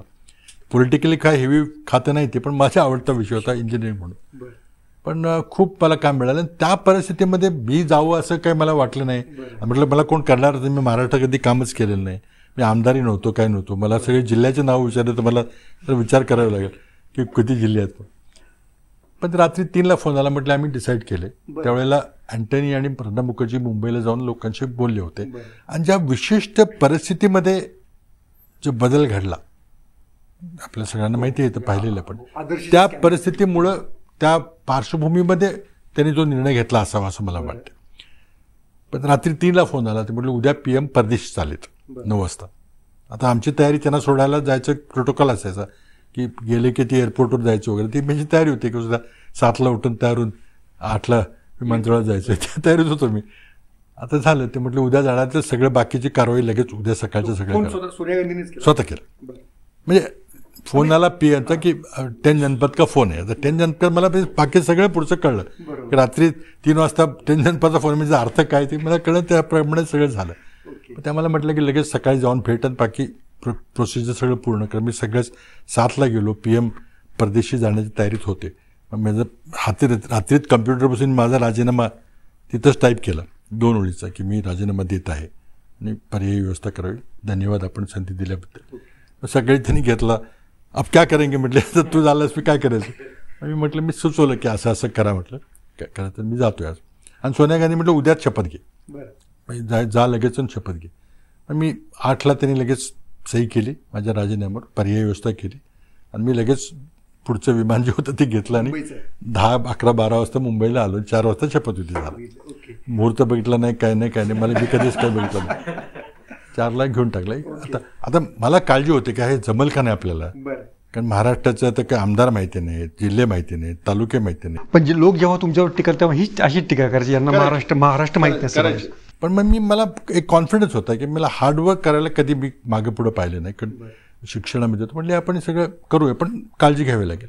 त्यामुळे माझं पहिलं वर्ष खऱ्या अर्थानं महाराष्ट्राचे प्रश्न, महाराष्ट्राचे नेते समजायला माझं लागलं. मी समजलं, वर्षभरात मला ग्रीप आली. मला वाटतं आमचं आघाडी सरकार होतं, त्यामुळे सर्वच निर्णय आपल्या मनाने घेता येत नव्हते, पण केलं. मला वाटतं आमच्या सरकारने खूप चांगले निर्णय घेतले. पण जेव्हा पहाटेचा 3 वाजता फोन आला तेव्हा तुम्हाला राष्ट्रवादी संपवलं जायचं आहे असं काय मेसेज प्रश्न नाही, असं गैरसमज आहे. देशामध्ये 30 राज्य आहेत, त्या प्रत्येक राज्यामध्ये एक 2-4 प्रादेशिक पक्ष असतात. काँग्रेस होतेच प्रत्येक राज्यामध्ये, म्हणजे एक 100 प्रादेशिक पक्ष आहेत. आज तरी कुणालाही विचारलं की तुम्ही सगळ्या प्रादेशिक पक्षाचं नाव घ्या, तुम्हाला कुणालाही घेता येणार नाही. तर सोनिया गांधींना महाराष्ट्रातल्या एका पक्षाला टार्गेट करायला तरी वेळ आहे का, इतके हा चाइल्डिश विषय होता की म्हणजे अजून ते कसं आहे, त्याने मनात तो विषारी नव्हता. फक्त ते जे सत्तांतर झाले आणि त्याच वेळेला दिल्लीमध्ये प्रकरणं व्हायला सुरू झाली. सुदैवानं माझ्या सुदैवानं मी असताना काही झालं नाही, पण कुणकुण लागली होती की काहीतरी प्रॉब्लेम चाललेले आहेत. विशेषतः 2G मध्ये पंतप्रधानांना वॉर्न केलं होतं की हा गंभीर विषय मला दिसतोय, चुकीचं घडतंय काहीतरी, तुम्हाला ॲक्शन घ्यावी लागेल. त्यात तो एक वेगळा विषय, पण तरी ते तर काही झालं नव्हतं तोपर्यंत. आता महाराष्ट्रात घडल्यावर सोनिया गांधी फार डिस्टर्ब झाल्या. आता लोकांना वाटतं की काय 2 घरामुळे झालं हे सगळं वगैरे, इतकं सोपं नव्हतं. कारण या वातावरणामध्ये दिल्लीमध्ये सगळे करप्ट आहे party, Commonwealth game, 2G, Coal वगैरे हे सगळे विषय चालले होते. नंतर राज्यात सुद्धा हेच चाललंय, तर त्या फार चिडल्या आणि त्यामुळे त्यांनी ते बदल केला. अजूनही इथल्या लोकांना कळत नाही की कशा करता केलं, काय केलं. आणि त्यामध्ये CBI खातं त्यावेळेला माझ्याकडे होतं आणि मला जेव्हा कळलं की असं काही प्रकरण घडतंय, तेव्हा काही लोक आले आणि ते म्हटले हे प्रकरण CBIला दे. मी त्यांना विनंती केली की म्हटलं हे महाराष्ट्राला हातवळू द्या, CBI नका देऊ, कारण मला माहिती आहे म्हटलं मी खाते सांभाळतोय. मी त्याची कारणं सांगितली, मी ते दिलं गेलं आणि त्यांनी खूप आग्रह केला आणि CBIला ते प्रकरण सोबवलं केलं. अजूनही CBIकडे ते प्रकरण अजूनही. पण माझा त्यात सुत्रामी संबंध होता, मला जायला लागेल असं वाटलं नव्हतं, पण मी आलो. मग मंत्रिमंडळ गठन केलं, त्यामध्ये काही लोकांची नाराजी झाली, कुणाला घेतलं कुणाला, पण ते सगळं मंत्रिमंडळ आम्ही सोनिया गांधीने, अहमद पटेलने, अँटनीचे, महाराष्ट्राचे प्रभारी, ते तिघांनी मिळून केलं. त्यातला एक मंत्रिमंडळ, फक्त एक किस्सा सांग, आठवला म्हणून तुम्हाला विचारतो की नारायण राणेंचं तुम्ही महसूल मंत्रीपद काढलं आणि ते त्यांना उद्योग मंत्री केलं, तर तेव्हा पण त्यांनी टीका केली. ते नाराज सुद्धा खूप झाले, पण ते माझा त्यात काय संबंध नव्हता. आता कोणी केलं काय केलं मी बोलणार नाही, पण ते माझा बिलकुल संबंध नव्हता, मला काही फरक पडला नसता. ते तर पण तुमच्या नावाला शरद पवारांनी कन्सेंट दिला हे पण विशेष होतं. कन्सेंटचा प्रश्न होता, काँग्रेसचा प्रश्न होता, आमची मोठी पार्टी होती आणि त्यामुळे त्यांना कन्सेंटचा काही विचार, त्यावेळेला कन्सेंट वगैरे काय भानगडी नव्हत्या. तसं निर्णय घेतला, चर्चा झाली का नाही मला माहिती नाही, पण मी गेलो होते. पण मुख्यमंत्री झाल्यानंतर तुमची पवारांची पहिली भेट आठवते तुम्हाला? अजून आठवत नाही, पण मी भेटलो होतो ना, मी भेटायला गेलो, कॉलॉन केलं, अशोकरावांना भेटायला गेलो, त्या वर्षाला ते होते, तिथं भेटलं, सगळ्यांना औपचारिकपणे सगळे केले. सगळे तिथे ते ओळीनं कुठं कुठं जायचं ते सगळे सोपस्कार पार पडले, ते सगळे केले. वर्षातला अनुभव कसा होता वर्षा बंगल्यामधला? काही असं काही विशेष असा काही अनुभव नव्हता मला, काही फार काही त्याबद्दल काही हे नव्हतं की मी कधी मुंबईत राहिलो नव्हतो प्रदीर्घ काळ, कारण मुंबईतले सामाजिक म्हणजे कॉलेज फ्रेंड्स वगैरे असतात ते काही नव्हतं माझं. किंवा एक हाय प्रोफाईल लोक असतात ते उद्योगपती, कामाकरता उद्योगपती यायचे, भेटायचे, त्यामुळे काही ओळखी झाल्या, पण ते कामापुरतं असायचं. काही लाईफ लॉंग फ्रेंडशिप अशी कोणाची झाली नाही, ते होतच नाही मला वाटतं. पण म्हणजे आम्ही आता किस्से ऐकली, वर्ष सोडताना काहीतरी भिंतीवर लिहिले जातात वगैरे, तर काय नक्की वर्ष त्या बंगल्यामध्ये? बिलकुल काय आमचं काय तसं, मी आपलं त्याला फडणवीसांना फोन केला की मला थोडी वेळ द्या, म्हटलं मला सामान वगैरे हलवायला. ते म्हटले ठीक आहे, मला एक 8-15 दिवस लागतील म्हणून मी सोडलं ते त्याला. आणि त्या दिवशी शपथविधी झाला त्यांचा, कारण वेळ लागला होता ते व्हायला सगळं. त्या दिवशी मी घराला कुलूप लावून मी तिथे शपथविधीला गेलो, त्याला सोडलं त्यांनी नंतर काय केलं मला नंतर तिथल्या लोकांनी सांगितलं, त्यात त्यांचा प्रश्न आहे. त्यांनी काय पण जेव्हा तुम्हाला ही टीका आवडणार नाही, पण ते म्हणजे अजित पवार अजूनही बोलतात की तुमच्याबरोबर सरकार चालून एक जुलमाचा रामराम होता, असं एक त्यांचं त्याला वाटलं तरी काय मला काय वाटत नाही. कारण मला काही नाही काही असं आहे की तिथली सवय जी होती ती इथली जी सवय आता जे महाराष्ट्र सरकार चाललेलं आहे ते कसं आहे, 2 गोष्टी आहेत. दिल्ली सरकार हे धोरणात्मक निर्णय घेणारं सरकार असतं. दिल्लीचं कॅबिनेट हे एका मोठ्या कंपनीचं, रिलायन्स किंवा दुसरी कुठली कंपनीचं बोर्ड ऑफ डायरेक्टरची मिटिंग असते तसं असतं की पंतप्रधान चेअरमन ऑफ द बोर्ड असतात, सगळे मंत्री फार सिनियर लोक असतात आणि ते सगळे आधी चर्चा होऊन मग काय घ्यायचं ते ठरतं. इथं काय तडकाफडकी आत्ता जरा हे निर्णय घ्या तो निर्णय घ्या, इथं सगळं एक्झिक्युटिव्ह टाईप आहे की सही केली की झालं, प्लॉट कोणाला दिला, आरक्षण बदललं, काय लगेच हा फार मोठा फरक आहे. त्यामुळे काय की इथं पण मी इथं जेव्हा आलो की काही ज्या गोष्टी चुकीच्या चालल्या होत्या त्या दुरुस्त केल्या पाहिजेत राज्याच्या हिताकरता असं मला वाटलं. कारण ते मनमोहन सिंगच्या बरोबर मी 6 वर्ष काढले होते. आता त्यात मी बरेच वेळा बोलले तेव्हा आता मी जास्त काही बोलणार नाही, पण काही घटना 2 घडल्या की त्यांना त्याचा असा समज झाला की मी मुद्दाम त्यांना टार्गेट करायला त्याचा पक्ष संपूर्ण करतोय. त्यामध्ये माझ्या सूत्रामी तो इच्छा नव्हती की जे चुकीचं चाललेलं आहे ते चुकीचं थांबलं पाहिजे. म्हणजे मी कुणाला गुन्हेगार आहे, तुम्ही चूक केली, तुम्हाला असं नाही केलं, हे बदललं पाहिजे, एवढंच माझा उद्देश होता. पण त्यांना ते फार लागलं. तुम्ही फाईलवर सही करताना तुम्ही काय काळजी घ्यायचं? अजिबात काय, मी सगळ्या फाईल वाचायचो. माझ्यासारखा स्पीड पुढे शक्यच नाही. रात्र मी 3 दिनपर्यंत काम करायचो. काळजी म्हणजे मला एवढी काळजी होती की नियमबाह्य काही काम होऊ नये. आणि माझा आग्रह असायचा की रूल बेस्ड निर्णय व्हावेत. तुम्हाला जे काय करायचं आहे तुम्ही असा निर्णय घ्या की रोज सकाळी मुंबईचा एक प्लॉट एका खाजगी उद्योगपतीला असा निर्णय करूया आपण आणि द्या तुम्ही, पण मेक इट रूल न करता तुम्ही केलं तर बरोबर नाही. नियम करा मग करा. That is called rule based governance. माझा तो आग्रह असायचा. पण तिथं ते कोणाला आवडायचं नाही. म्हणजे ठीक आहे, थोडंसं नियम वाकला तर काय बिघडलंय, नियमावर बोट कशाला ठेवतोय. त्यामध्ये लोकांना समजत नाही की कायदे करायचं काम हे विधिमंडळाचं आहे आणि त्या कायद्याची अंमलबजावणी सरकारी अधिकाऱ्यांनी करायची आहे. सरकारी अधिकाऱ्यांनी विधिमंडळाचा कायदा हा तंतोतंत पाळलाच पाहिजे. तुम्हाला जो शिथिल करायचा आहे, लोकांच्या हिताचे कार्य तुम्ही कायदे करताना करा, पण एकदा कायदा केला की मग तो शासकीय अधिकाऱ्यांनी तो पाळला पाहिजे आणि मंत्र्यांनी पाळला पाहिजे. म्हणजे शेवटी विधिमंडळाने म्हणजे मंत्र्यांनी सुद्धा तो कायदा केलेला आहे. त्यामुळे चव्हाण साहेब नेहमी म्हणायचे की सरकारी अधिकाऱ्यांनी हो म्हणायला शिकलं पाहिजे आणि मंत्र्यांनी नाही म्हणायला शिकलं पाहिजे. ते त्यात फार अर्थ होता. पण ते माझं ट्रेनिंग होतं. हे काम करत तुमच्यावर प्रभाव कोणाचा होता? म्हणजे कशा पद्धतीने तुम्ही एक मॉडेल आयडिया डोळ्यासमोर ठेवली होती? आता हे सगळं तसं सांगता येणार नाही कोणाचंच, कारण मी चव्हाण साहेबांचं काम जवळून पाहिलं नव्हतं. कोणाचंही पाहिलं. मनमोहन सिंगचाच एकटा माझा तेवढा अनुभव होता, बाकी कोणाचा नव्हता. आणि त्यामुळे तो महाराष्ट्र दृष्टीचं चुकीचं होतं, कारण तिथलं ते सगळंच वेगळं होतं. आणि त्यामुळं ते थोडंसं मला नंतर बऱ्याच गोष्टी नंतर लक्षात आलं की इथली पद्धत अशी आहे की बा काही गोष्टी चालून द्यायच्या असतात. तरी मी बऱ्याच ठिकाणी मी काही कामं असतात, विरोधी पक्षाची कामं करायची. मी कधी विरोधी पक्षाची कामं केली. खडसे स्वतः यायचे, त्यांचं ते बऱ्यापैकी नियमात असायचं. पण कसं असतं की मुख्यमंत्र्यांमध्ये काम कुठलं येतं जे खालच्या अधिकाऱ्यांना करता येत नाही, किंवा तिथं मुख्यमंत्र्यांना कुठेतरी विशेषाधिकार वापरता लागतात. म्हणजे कायदा थोडासा त्याचं इम्प्लिमेंटेशन करताना थोडंसं झुकतं माप द्यावं लागतं. हे म्हणून मुख्यमंत्र्याकडे फाईल येतात. आणि कशाला येतील मुख्यमंत्र्याकडे? तिथं मग तो अंमलात करताना किती कायदा वाकवायचा किंवा हे लोकहिताचं आहे नाही आहे, त्यामध्ये थोडंसं डिस्कशन असावं लागतं.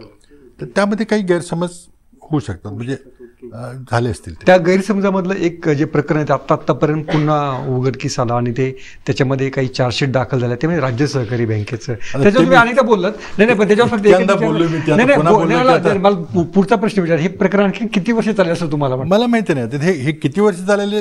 हे आता अमित शहा आणि नरेंद्र मोदींच्यावर आहे. कारण काय झालं, आता इतका उल्लेख झाला म्हणून सांगतो. एक दिवस रिझर्व्ह बँकेचे गव्हर्नर रघुराम राजन मला भेटायला आले. तो संकेत असतो की जेव्हा नवीन गव्हर्नर मुंबईला येतात तेव्हा मुख्यमंत्र्यांना ते कॉल ऑन करतात. आता मला त्यांचा इंटरेस्ट होता आंतरराष्ट्रीय अर्थशास्त्र वगैरे फायनल आम्ही तासभर गप्पा मारल्या, चहा नाश्ता केला आणि भेट संपत आली. औपचारिक भेट होती.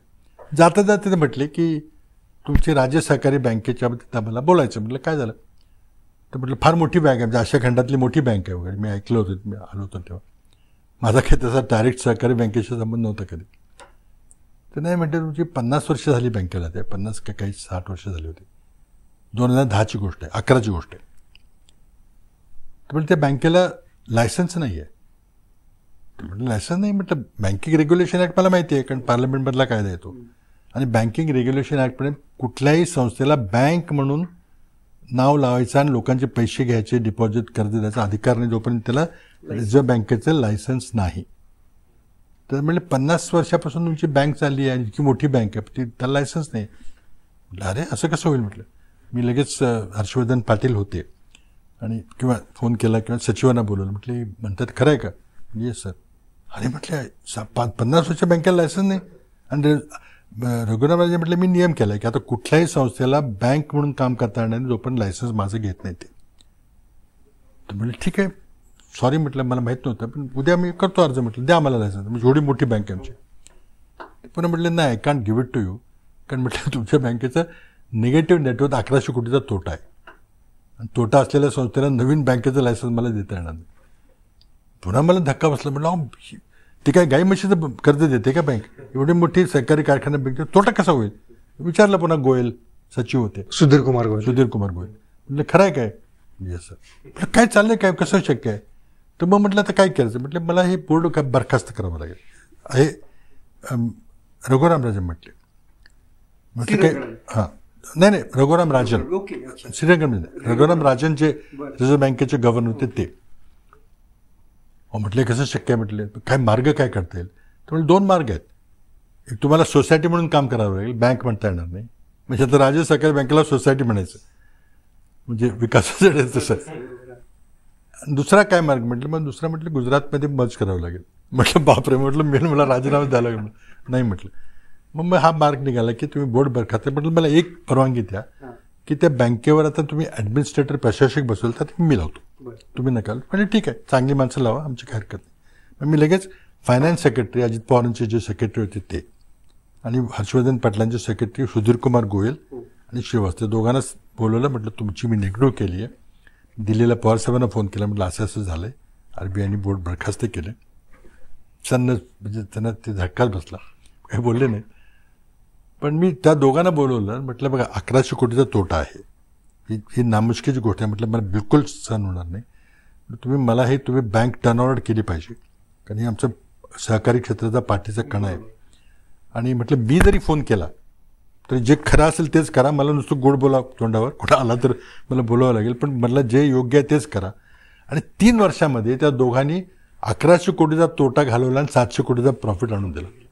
आणि आजपर्यंत ती प्रॉफिटमध्ये एक बँक चाललेली आणि ते निवडणुकीच्या भानगडीत कोण पडलेलं, देवेंद्रही पडले नाही आणि कोणीच पडलेलं. आता ह्यामध्ये मला असं वाटतं की तो जर निर्णय झाला त्याला राष्ट्रवादीने आपल्याला टार्गेट केलं असं त्यांना वाटलं. ते मला त्यावेळेला लक्षात नाही आलं, पण त्याच्याशिवाय पर्याय नव्हताच, करावं लागलं. त्याच्या फाईल सगळ्या पाहिल्या तर आपल्याला दिसेल. त्यामध्ये काही त्यांनी पण याच्यामध्ये शरद पवार तुम्ही म्हणजे शॉक झाले. पण अजित पवार म्हणजे बोललो त्याने काही बोलले नाहीत. म्हणजे आता अर्थातच मोठी घटना होती, कारण ते राजकीय ती ताकद होती हे सगळ्यांना माहिती आहे. अजित पवारांची प्रतिक्रिया काय होती ते मला वाटतं त्यांना मी फोनवर वगैरे सांगितलं, पण ते काय झालं होतं तर त्यांनी काय माझ्याशिवाय काय बोलले नाहीत. पण बाहेर बोलले मात्र भरपूर. बाहेर काय बोलले असेल मला माहिती आहे. बाहेर म्हणजे बोलतात अजूनही बोलतात. त्यांना अजूनही तो त्याक्यातून सावले. ते म्हणतात त्यांना असं वाटतं की माझं राजकीय करिअरला माझ्या त्या घटनेमुळं ब्रेक लागला. कदाचित मला टॅक्टफुली करता आलं असतं, एकत्र घेऊन सांगून करता आलं असतं, मी करू शकलो नाही. तर तेच तडकाफडकी निर्णय, कारण रघुराम राजन म्हटले ते चालणारच नाही, कारण चुकीचंच आहे. ते हे होतं. तर त्याची उत्तरं कोणीतरी दिली पाहिजेत की 1100 कोटी तोटा झाला कसा. आता त्यामध्ये आणखी गोष्ट अशी आहे की त्या बँकेला इंटरनल ऑडिटर कोणी नेमले होते, ते त्या बँकेनेच नेमले होते. त्या इंटरनल ऑडिटचा रिपोर्ट काय आहे, 1100 कोटीचा तोटा काय झाला, त्यामध्ये काय लिहिलं होतं. मग तो रिपोर्ट कुणाकडे जातो? तो जातो नाबार्डकडे. कारण नाबार्डचे आता नाबार्डनी तो निर्णय पुढं रिझर्व्ह बँकेकडे पाठवायचा असतो. नाबार्ड कोणाच्या संचालनाकडे चालत होतं त्यावेळेला? कृषी खात्याकडे. म्हणजे आता पुढचं काय घडलं आता ते काय, पण गेला कसा रिझर्व्ह बँकेकडे गेला रिपोर्ट तो. मग तो अधिकाराने थांबवला किंवा काय झालं नाही तर मला माहिती नाही. सर, जेव्हा विधानसभेचं विरोधी पक्षनेते पदाचा सगळा विषय चाललेला होता, अनेकांना असं वाटत होतं की तुम्ही व्हावं, जरा थोडंसं अभ्यासू मान्य कराल, हे कराल. असं काय नाही, हा पक्षश्रेष्ठीचा निर्णय आहे, कोणाला करायचं, जाती समीकरण वगैरे असतं काय असतं. पण सगळी दोन्ही पद, तुमचं प्रदेशाध्यक्ष पद आणि विरोधी पक्ष दोन्ही विदर्भाकडे आहे, तर ते काही मला वाटतं, मला काय माहित नाही का गेलं काय, तर ते त्यांना माहिती आहे सगळं. ते त्यात मी काय बोलणं योग्य ठरणार नाही. जे काही परिस्थिती असेल, आम्ही काँग्रेस पक्षाच्या करता काम करून पक्ष पुन्हा सत्तेत कसा येईल आणि हे लोक कसे जातील याकरता आम्ही प्रयत्न करणार. तुम्ही राष्ट्रीय कार्यकारिणी पण गेला नाही, याचं अनेकांना आश्चर्य वाटतं की जी कार्यकारिणी काय मला माहित नाही का, म्हणजे मलाही वाटलं होतं की झालं, पण आता मला त्यामध्ये माझं एक ऑब्जेक्शन आहे की राष्ट्रीय कार्यकारिणी फार अवजड झालेली आहे, दुबट झाली, ते काही चर्चा होणार नाही तिथं. मग त्यामध्ये नुसतं शोभेचं पद ते राहणार आहे, ते काही योग्य नाही आहे. तरी पण ठीक आहे, म्हणजे मला निश्चितच काम करायला आवडलं असतं. पण त्यांनी जातीय समीकरण वगैरे उदयपूरच्या सेशनमध्ये निर्णय घेतला गेला होता की 50% कार्यकारिणीचे सदस्य 50 वर्षाच्या आतले असतील, 50% OBC, SC, ST, मायनॉरिटी, महिला असे असतील, असा निर्णय केला होता. त्यामुळे त्या गणितामध्ये बसवायचा त्यांनी प्रयत्न केला असेल. पण मला तिथं मी 9 वर्ष मी होतो ना कार्यकारिणी सदस्य, त्यामुळं आणि माझा एक अनेक म्हणजे दोन्ही ठिकाणचा अनुभव फार लोकांना नाही आहे. म्हणजे केंद्रीय मंत्रिमंडळाचा आणि मोठ्या राज्याचा मुख्यमंत्री म्हणून तो अनुभवाचा उपयोग झाला असता. पण राहुल गांधींचा तो जो पत्राचा वाद आहे तो, म्हणजे तुम्ही म्हणताय सगळं तुमची मागणी योग्य होती, अध्यक्ष नेमा असं होतं, तो राग अजून राहुल गांधीचा तुमच्यावर मला माहिती आहे. मी काय मला ते बोललेले आहेत किंवा सांगितलं नाही, आपली हाय हॅलो होती, पण काही प्रदीर्घ चर्चा काय माझी झालेली नाही. तुमच्याकडे राहुल गांधी शेवटचं बोलणं केव्हा झालं, म्हणजे या बऱ्याच दिवसापूर्वी, म्हणजे अलीकडं नाही झालेलं, कारण कधी कोविड आलं. भारत जोडो यात्रेत मी गेलो होतो, मी त्या भाग घेतला, मी त्यात बोलणं वगैरे काही जास्त होत नाही, नुसतं कॅज्युअल विचारपूस वगैरे होते, पण असे बसून राजकीय चर्चा वगैरे एक डिस्कशन अशा अर्थानं तशी काही झालेली नाहीये. झालेलं नाही. ओके. तुम्ही जेव्हा हे स्ट्रेस वगैरे असं तुम्ही कधी सिनेमा वगैरे पाहता किंवा काय? मी हिंदी नाही बघत जास्त सिनेमा. काही ठराविक जर लोकांनी शिफारस केली तर मराठी पाहतो मी. बरं. मराठी लेटेस्ट कोणता पाहिला? मला वाटतं मी शिफारसीतून आम्ही नटसम्राट मी आवर्जून पाहिला, आता अलीकडचा नाना पाटेकरांचा आणि विक्रम गोखलेंचा, आणि सॅराटिक पाहिला, कारण बरेच चर्चा झाली होती. आणखी मला वाटतं मराठी जास्त मला आठवत नाही जास्त. जुने म्हणजे सामना माझा खूप आवडता चित्रपट आहे, आणि श्रीराम लागू फार दोघांची म्हणजे भूमिका फार निळूफुली आणि ती फार चांगली होती. नाटकामध्ये पुण्याचं जे थिएटर अकॅडमी आहे, मोहन आगाशिवाय, त्यांनी मला नाटकांची ओळख करून दिली, कारण तसं सांस्कृतिक महाराष्ट्राचे माझा काही संबंध नव्हता फार. पण त्या थिएटर अकॅडमीमध्ये जब्बार पटेल यांच्याशी संबंध आला, काशीराम कोतवाल अनेक वेळेला मी पाहिलेलं आहे नाटक. पण तसं म्हणजे चांगली कलाकृती असली तरी पाहतो मी, पण बहुतेक बॉलिवूडचं फार कमी पाहतो. त्यातलं काही कधी सामाजिक आशयाचं काय असेल तर, विशेषतः श्याम बेनेगलचे सर्व पिक्चर मी पाहिलेले आहेत. पण बहुतेक मी बॉलिवूडचे चांगले सिनेमाच प्रिफर करतो, म्हणजे पाहतो. शम्मी कपूर, शशी कपूर ते लहानपणी आमच्या कॉलेजचे, ते कॉलेज परत ना आता नाही वाटत, ते कॉलेजमधले ते गमतीदार. म्हणजे आमच्या तिथं मी पिलानीला असायचो, तिथं काही थिएटर वगैरे नव्हतं. म्हणजे पिलानीला मी 5 वर्ष होतो, आणि त्यावेळेला इंजिनिअरिंगचा अभ्यासक्रम 5 वर्षाचा असायचा. वाळवंटात गाव आहे ते, बिर्लांचं जन्मगाव म्हणून खूप चांगली युनिव्हर्सिटी तयार केलेली आहे. तर तिथं पहिल्यांदा आम्ही जेव्हा मेस, तिथली जेवायची मेस असायची, तिथं अंडं नाही, मटनचा तर प्रश्नच नाही, चिकन कोंबडीचा, लसूण नसायचा, कांदा नसायचा. मग फार दिवसानंतर कांदा आणि लसूण मिळायला लागला, मग ते फार मोठी प्रगती झाली. मग काही दिवसानंतर अंडं मिळायला लागलं 3-4 वर्षात. मग आम्हाला काही मटण खायची सवय लागली, तर मी बाहेर जायचो. एक शेजारचं गाव असायचं एक 15-20 किलोमीटरवर, तिथं जाऊन मग काय खाऊन यायचो रात्री. तिथं काही हे नव्हती सोय, थिएटर नव्हतंच, म्हणून शनिवारी एक सिनेमा आम्हाला दाखवला जायचा, म्हणजे कॉमन सिनेमा, सगळ्या मुलं बघायची. एक मजा असायची त्यावेळेला. किती वर्षाची गोष्ट आहे ती. टीव्ही वगैरे काही प्रश्न नव्हता काय. हॉलिवूडचे वगैरे पाहता आवर्जून? हो, ते चांगले जे नाव असतं ते रिव्ह्यू चांगला असतो. ओपनहायमर पाहिला की नाही? ओपन पाहिला, कारण त्याला मला थोडंसं आता ते ओपनहायमर का पाहिला की जिथं तो घडली घटना त्याच विश्वविद्यालयात मी अभ्यास बर्कलेमध्ये मी होतो आणि त्या सगळ्या घटना बर्कलेमधल्या आहेत. कारण अमेरिकेमध्ये ॲटॉम बॉम्बचा शोध आणि किंवा निर्मिती बर्कले युनिव्हर्सिटी ऑफ कॅलिफोर्निया बर्कलीमध्ये त्या कॅम्पसमध्ये झाली. त्यामुळे मला एक थोडा एक अभिमान अटॅचमेंट किंवा अशी ते चित्र वगैरे तिथले ते टॉवरचं चित्र हे परिचित होतं माझं त्यातले. ते ॲक्च्युली तिथं शूटिंग झालेलं आहे, तो पाहिला मी. नंतर मी बाकी बघतो मी काही पॉप्युलर असतात त्या तशी, पण कमी, पण अशी शिफारस करूनच. पण थिएटरमध्ये जायची फार कमी संधी मिळते. आता ह्याच्यावर कम्प्युटरवर पाहतो, पण मी नटसम्राट आवर्जून थिएटरमध्ये गेलो होतो. नंतर ओपन नरम थिएटरमध्ये जाऊन पाहिला.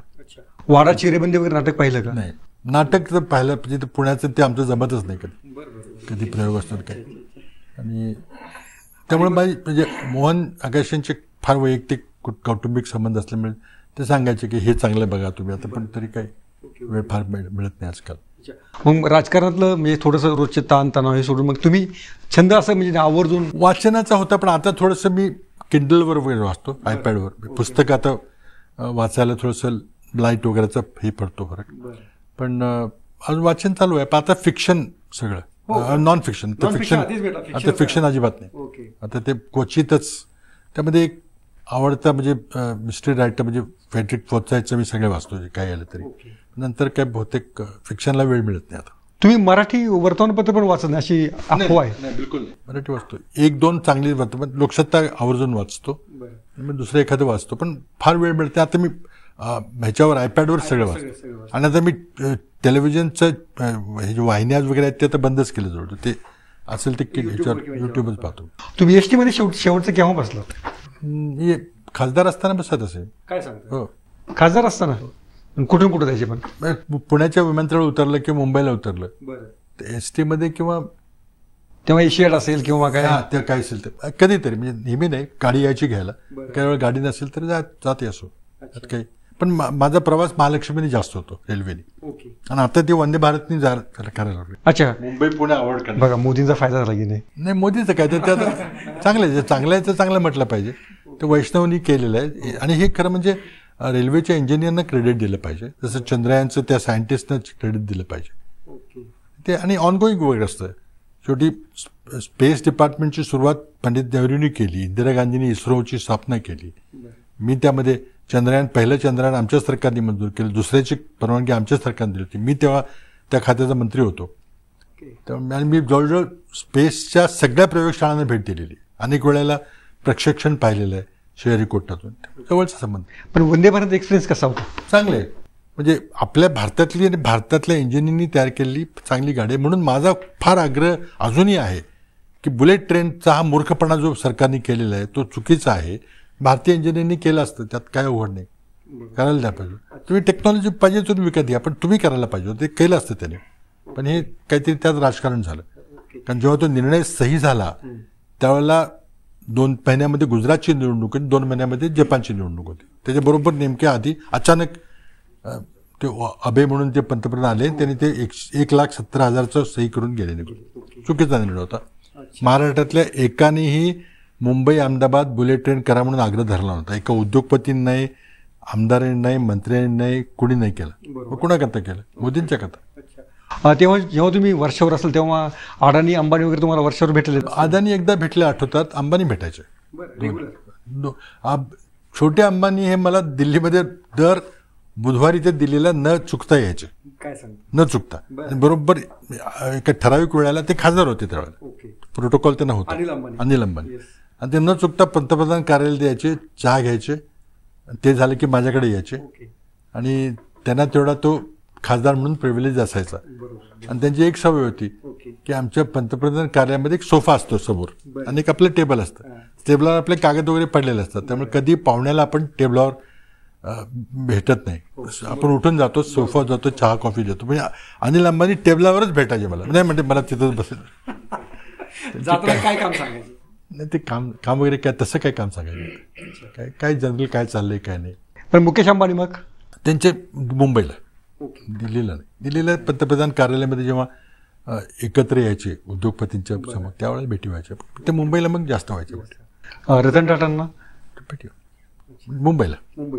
ओके, म्हणजे तुम्ही मुख्यमंत्री झाल्यानंतर की मुख्यमंत्री झाले तर आधी तिथं ते जेव्हा उद्योगपतींची एक बैठक असायची, ती 3 महिन्यात एक द्यायची, तेव्हा CCIच्या बैठकीचं, फिक्कीच्या बैठकी असं अशा कार्यक्रम अशामध्ये सुद्धा बैठक. पण ते CCI ह्याला वगैरे येत नसत, रतन टाटा.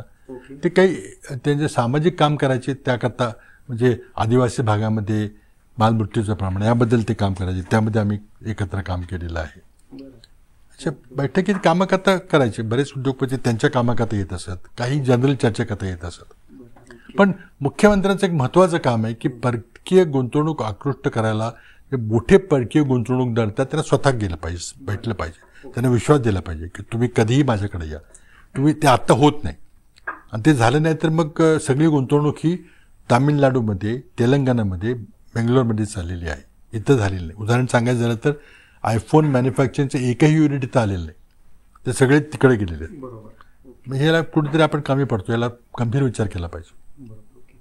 सर, जेव्हा याच्यामध्ये विधानसभेमध्ये तुम्ही भिडे गुरुजीचा विषय काढला तेव्हा तुम्ही फारच संतप्त झालेलं दिसत होता की काय त्या पद्धतीने बोलता येते, गांधीजींबद्दल बोलले, तिरंगा झेंड्याबद्दल बोलले, तर त्या भिडेंवरती सरकार योग्य कारवाई करत नाही असं वाटतं तुम्हाला? नाही, अजिबात करत नाही. तुम्ही त्याला गुरुजी म्हणून जर संबोधलं तुम्ही तर काय करणार, तो माझ्या दृष्टीने तो गुन्हेगार आहे माणूस, पण तुम्ही त्याला काही करत नाही. आणि RSSचे टेक्निक आहे की काही लोकांना असं काम करायला लावायचं की जे ते स्वतः करू शकत नाही. गोडसेंचं प्रकरण माहिती आपल्याला. अगदी वल्लभभाई पटेलनी RSSवर बंदी का आणली, कारण RSSचा या गांधी हत्येमध्ये हात आहे असं त्यांचं मत, ते पत्रे आपल्याला उपलब्ध आहे. पण RSSचे लोक म्हणतात नाही, गोडसेचा आमचा काही संबंध नाही. आता भिडेंचं झालं तर आमचा काही संबंध नाही, म्हणजे करायला लावायचं जे पाहिजे ते, आणि आमचा काही संबंध नाही म्हणून नामांतर लावायचं, हे बिलकुल चालणार नाही. आता कुठल्या त्यांना गव्हर्नमेंट प्रोटेक्शन, पोलीस गाड्या वगैरे कशा दिल्या जातात? विधानसभेत विचारलं म्हणतात आम्ही दिलेलं नाही, स्थानिक लोकांनी दिलं असेल आम्हाला माहिती नाही. तर काय 3-3 गाड्या व्हिडिओ आपल्या आहेत, काय चाललेलं आहे?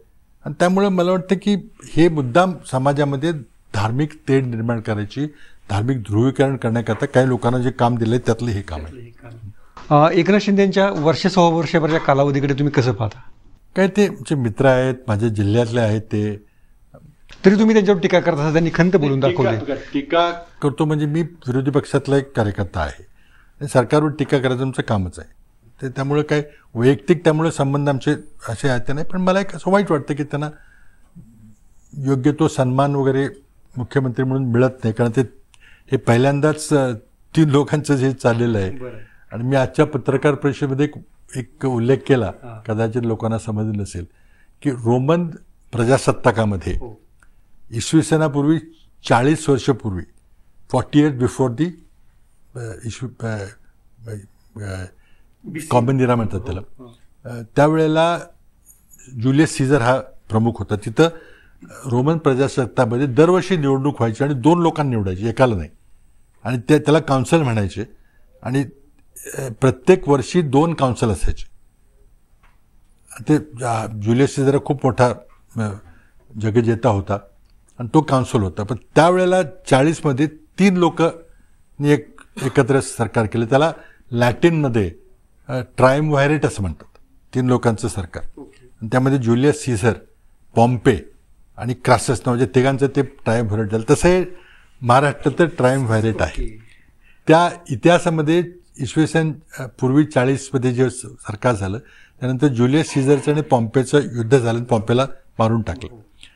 नंतर मग पुन्हा जेव्हा जुलियस सीझरचा खून झाला तेव्हा त्याचा पुतण्या ऑगस्टस सीझर हा पुन्हा झाला, त्यांनी पुन्हा 3 लोकांचं एक ट्रायम्व्हायरेट, त्याला सेकंड ट्रायम्व्हायरेट असं म्हणतात इतिहासामध्ये. आणि तिघांचं म्हणजे मार्क अँटनी, ऑगस्टस हे तिघांचं होतं.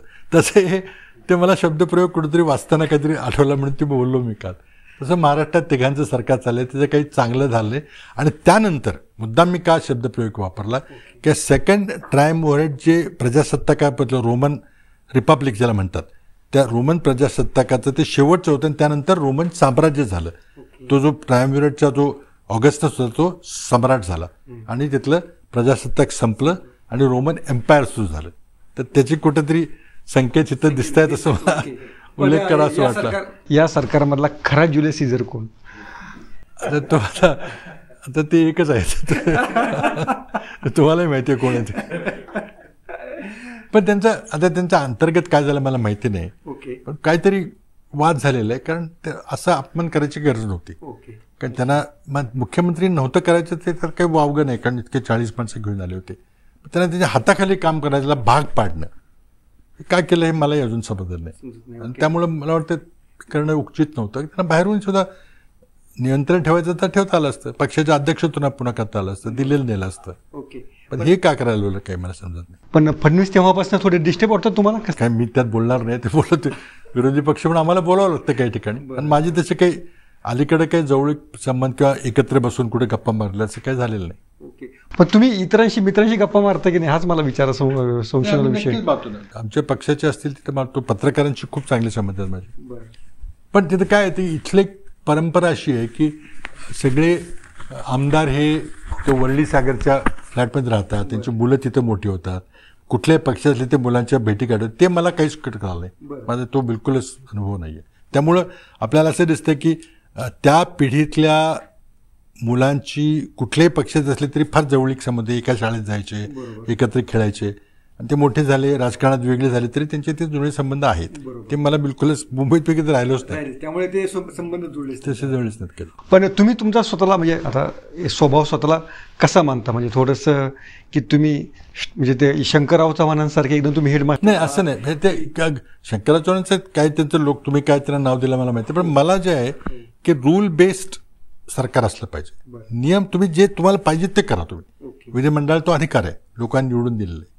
म्हणजे मगाशी म्हटल्याप्रमाणे काही तुम्ही करा, पण तो नियम केल्यानंतर पुन्हा बदलायचं नाही. तर नियमावर आधारित राज्य पाहिजे. ते लोकांना अजूनही समजत नाही की हा अधिकारी फार कडक वागतोय, फार नियमावर बोट ठेवून करतोय. अरे मग नियम तुम्ही केलेत, अधिकाऱ्यांनी केलेले नाहीत. तुम्ही नियम करून त्याला सांगितले की हे नियम तू पाळ, त्यांनी पाळलं तर मग त्याला का दोष देता? अनेक अधिकारी जे कडक नियम पाळायला लागले की आपण लगेच त्यांची बदली करतो. पण सर तुमच्या काळामध्ये तुम्ही अशा अधिकाऱ्यांच्या बदल्या केल्या? नाही, मला 2 ठिकाणी, आता नावं नाही घेत मी, पण 2 अधिकाऱ्यांच्या बदल्या करण्याबद्दल माझ्यावर खूप राजकीय दबाव आला. आणि मी त्याला म्हणजे मला ते शेवटी स्वीकारावं लागलं, कारण फारच जास्त दबाव आला. पण मी ती नावं घेऊ शकतो? तुम्ही नका घेऊ, बोलू नका. पण काही चांगले अधिकारी होते, ते अगदी नियमाप्रमाणे काम करत होते, पुण्यात काम करत होते. त्यांना मला अनफॉर्च्युनेटली त्यांच्यावर अन्याय करावा लागला. पण त्यांना पुढं मग न्याय मिळाला, त्यांना चांगलं मिळालं. पण तिथं मला माझ्या हातून तो म्हणजे पातक घडले म्हटलं ते चालेल. त्या दबावाला म्हणजे मला हे करू शकलो नाही. खूपच दबाव पडला मित्रपक्षाचा की हे नको आम्हाला. पण ते आधी काय त्यात चुकीचं काय करत होते, ते भ्रष्ट नव्हते, फार चांगलं काम करत होते, कायद्याने काम करत होते. पण त्याच्यावर हा आम्हाला आवडत नाही, हा नको. उद्धव ठाकरे तुमचे नवीन राजकीय मित्र आहेत, ते तुम्हाला कसे वाटतात सध्या? नाही, त्या वैयक्तिक कुणा मी बोलणार नाही काही. म्हणजे बघा, नवीन मित्र म्हणण्यापेक्षा आम्ही 2019ला जे 3 पक्षाचं सरकार स्थापन करायचा निर्णय अवघड होता. कारण 14ला हीच ऑफर होती मला, पण ते आम्ही पुढे त्याला सिरियसली घेतलं नाही. पण 19 नंतर आम्ही का केलं, तर 19ला देवेंद्र फडणवीसांनी आमची जे पक्ष मोडायला सुरुवात केली, त्यानंतर हे पुन्हा जर सत्तेत 5 वर्ष बसले तर काय आमचं खरं नाही. त्यामुळे आम्ही तो निर्णय घेतला. ही मैत्री किती दिवस चालू शकते काँग्रेस? मैत्री नाही, मला वाटतं आमचा ह्यातला उद्देश एकच आहे की आम्ही भाजपच्या विचाराच्या जातीवादी विचारांचं सरकार आम्हाला तिथं नको आहे. उद्धव ठाकरेंचं कारण काय असू शकतं, पण आम्हाला नको आहे ते. आणि त्याकरता ही मैत्री आम्ही 3 पक्षाची केली. आता त्यात आम्ही आमच्याबरोबर जी येतील, आम्ही फर्म आहोत त्यामध्ये. आमच्या पक्षामध्ये कोणीही सोडून गेलेलं नाही, काय झालेलं नाही, आम्ही फर्म आहोत. त्यामुळं आम्ही जातीवादी पक्षांच्या विरोधात ठामपणे उभं राहिलेलो आहे. आमच्याबरोबर जी येतील त्यांना घेऊन आम्ही पुढे जाणार आहे. पण प्रकाश आंबेडकर तसाच त्यांचाही स्टँड तोच आहे, मात्र काँग्रेस थेट त्यांच्याशी बोलत नाही, उद्धव ठाकरे थ्रू. आमचा प्रश्न नाही. आमची आता इंडियाची आघाडी ह्या 28 पक्षाची आघाडी झालेली आहे. त्या 28 पक्षांचे 14 लोकांची समन्वय समिती झालेली आहे. त्या समन्वय समितीतून मी संपर्क साधला पाहिजे. म्हणजे थेट तुम्ही त्यांच्याशी बोलणार नाही. आम्ही आता एकच घटक आहोत ना, आम्ही एकटे काही करू शकणार नाही. आम्ही आता इंडिया आघाडीचे घटक आहोत. त्यामुळे इंडिया आघाडीचा सदस्य म्हणून आमचे लोक तिथं आहेतच. तुम्ही त्यात केलं पाहिजे. त्यांचे सगळ्यांचे परिचय ओळखी आहेत, त्यांनी सांगितलं पाहिजे. सर, एक दुसरा प्रश्न असा आहे की दक्षिणेवर प्रभाव आणि महाराष्ट्रावर एक प्रभाव पडावा म्हणून नरेंद्र मोदी पुण्यातून लढतील का? तुम्हाला काय वाटतं? मला वाटत नाही. पुण्यात आता मी तो पत्रकार परिषदेमध्ये उल्लेख केला, तो पुन्हा तुम्हाला या ठिकाणी करतो. आज देशामध्ये 4 लोकसभेच्या जागा रिक्त आहेत. 3 सन्माननीय सदस्यांचं दुर्दैवी निधन झालेलं आहे. महाराष्ट्रातले 2 आहेत, त्यामध्ये एक हरियाणाची अंबालाची जागा आहे आणि एका ठिकाणी शिक्षेमुळं सदस्यत्व रद्द झालेलं आहे. घटना काय सांगते की 17वी लोकसभेचे गठन हे 6 जून 2019ला झालं आणि त्यामुळं 6 जून 2023ला 4 वर्ष पूर्ण झालेली आहेत. त्याच्या आज जर काही रिक्त झाली जागा तर म्हणजे वर्षभराचा कालावधी असताना तुम्हाला लोकसभेचं पोटनिवडणूक घेणं हे बाध्य आहे 6 महिन्याच्या आत. ही घटनात्मक तरतूद आहे, निवडणूक कायद्याची नव्हे, घटनेची तरतूद आहे. मग तुम्ही घटनेची तरतूद तुम्ही धाब्यावर बसवलेली आहे. निवडणूक आयोग मला सांगतही नाही. म्हणजे घेतली पाहिजे का नाही घेतली पाहिजे हा वेगळा मुद्दा आहे. म्हणजे काँग्रेस पक्षाची काय भूमिका, पण मी घटनात्मक तरतूद सांगतोय. का घेत नाहीत? कारण त्यांनी त्या भीती आहे इथं काही वेगळा निर्णय लागला की त्याचा लोकसभेवर परिणाम होईल. मग निवडणूक आयोग कशा प्रकारे काम करते याचा आम्हाला सवाल आहे. मला आत्ता नुकतीच मुंबईमध्ये इंडिया आघाडीची बैठक झाली, त्याच्यामध्ये कपिल सिब्बल आले होते आणि त्याच्यामध्ये नाराजी नाट्य झालं होतं. नेमकं काय झालं होतं ते एक नाही मी वाचलेलं आहे पण मला माहिती नाही. पण मला वाटतं कपिल सिब्बल हे आता माझे वैयक्तिक मित्र आहेत ती गोष्ट वेगळी आहे, पण त्यांना समाजवादी पक्षानं समर्थन देऊन त्यांना खासदार म्हणून केलेलं आहे. म्हणजे ते समाजवादी पक्षाचे एका दृष्टीनं सदस्य आहेत पण त्यांनी आवर्जून समाजवादी पक्षाचं लेबल घेतलेलं नाही. त्यामुळे ते समाजवादी पक्षाकडून आले होते का. आणि मला वाटतं तिथं जे तुम्ही ज्या नाट्याचा उल्लेख केला मला वैयक्तिक माहिती नाही आहे पण मी वाचलेलं आहे. तेव्हा राहुल गांधींना विचारलं तुम्हाला काही ऑब्जेक्शन आहे की ते म्हणजे मला काही ऑब्जेक्शन नाही. मला वाटतं असंच काही कारण नाही की बाकीच्या जवळच्या लोकांना वाटलं असेल की हे कसे आले म्हणून. दुसरा पॉलिटिकलच आहे की मध्यंतरी सोनिया गांधींचे जावई रॉबर्ट वाड्रा म्हणाले होते की प्रियंका गांधींमध्ये अशा काही गुण आहेत की त्यांनी पार्लमेंटमध्ये असावं. सो 2024मध्ये त्या खासदारकीसाठी दिसतील का मैदानात? No comments. मी काही वैयक्तिक काही बोलणार नाही. आणि तिसरा तुम्ही आत्ता तुमच्या कॉलेज जीवनातले काही किस्से सांगितले ज्याच्यामध्ये तुम्ही मेसचे वगैरे काही हे केलं. पॉलिटिकल शिवाय तुम्ही म्हणजे बिट्स पिलानीमधल्या काही मित्रांशी तुमचा अजून काही संपर्क होतो का? आहे, कमी आहे. तर उदाहरण सांगायचं झालं तर सकाळचे जे प्रमुख आहेत ते प्रताप ते माझ्या कॉलेजमध्ये होते आणि पिलानी कोणाला माहिती नव्हतं, मलाही माहिती नव्हतं. म्हणजे जेव्हा पिलानीला जायचा निर्णय घेतला तर कुटा गाव म्हणून नकाशामध्ये मी ॲटलासमध्ये शोधायला लागलो. तर मी गेल्यामुळं कमी थोडी वाट मोकळी झाली की हा गेला म्हणजे काहीतरी ते चांगलं असेल. म्हणून पवारसाहेब स्वतः माझ्या वडिलांना भेटले आणि ते म्हणजे माझ्या भावालाही मला पाठवायचं कुठं आहे काय कुठं तुम्ही फोन करा वगैरे. तिथं फोन वगैरे काय चालत नाही, फार स्ट्रिक्टली मेरिटवर असतं. पण त्यांना तिथं प्रवेश मिळाला आणि ते मला 1 वर्ष ज्युनियर होते. आम्ही 4 वर्ष एकत्र होतो. त्यानंतर आणखीन एक पुण्याचे बिट्स पिलानीचे माझ्याबरोबर असणारे दुसरी व्यक्ती म्हणजे बाबा कल्याणी कराडचे. म्हणजे ते वडील कराडचे, ते आता कराडला कधी येत पण नाहीत काही नाही. पण ते मी गेलो म्हणून निळकंठराव कल्याणींनी बाबा कल्याणीला पिलानीला पाठवलं. तेही मला 1 वर्ष ज्युनियर होते. हे 2 पुण्याची मंडळी होते, बाकी काही इतरही होते. पण ते मी गेलो म्हणून तिथं आले. ते हो होती नाही कधी कधी. आज अलीकडे बरेच दिवस झाले होत नाही पण झालेले नाही पण होते, दोघांची होते. तेही बिझी आहेत फार. बाबांची गाठ पडणेच अवघड असतं, ते परदेशात असतात फार.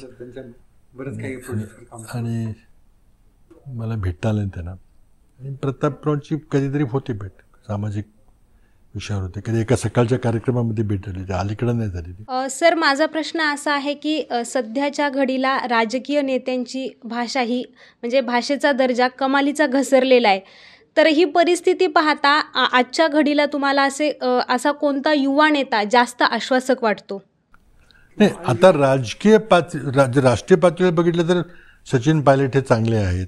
ज्योतिरादित्य सिंधिया चांगले होते पण त्यांना दुर्दैवानं ते आमच्या पक्षात सोडून गेले. काही भाजपमध्ये चांगले आहेत पण त्यांना त्या वातावरणामध्ये त्यांना वागावं लागतं तसं.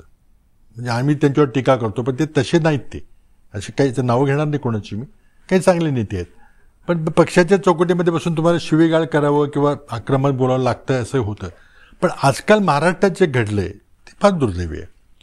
म्हणजे आपण जर महाराष्ट्राची परंपरा ज्यांनी विधानसभा खूप दिवसापासून कव्हर केलेली आहे, सिनियर लोकांना विचारलं असं काही ते नव्हतं. फार वाईट वाटतं. त्यामुळं म्हणजे आता दिल्लीचाही दर्जा फार खालवलेला आहे पण मी ते दिवस पाहिलेले आहेत मनमोहन सिंग याचे. ती डिग्निटी वाजपेयीचे दिवस मी पाहिलेले आहेत. वाजपेयी असताना जरी भाजपचे पंतप्रधान असले, आमच्या विरोधात असले, आम्ही त्यांच्यावर कडाडून हल्ला करायचो पण कधी आम्हाला असं वाटलं नाही की देशातली लोकशाही धोक्यात येईल.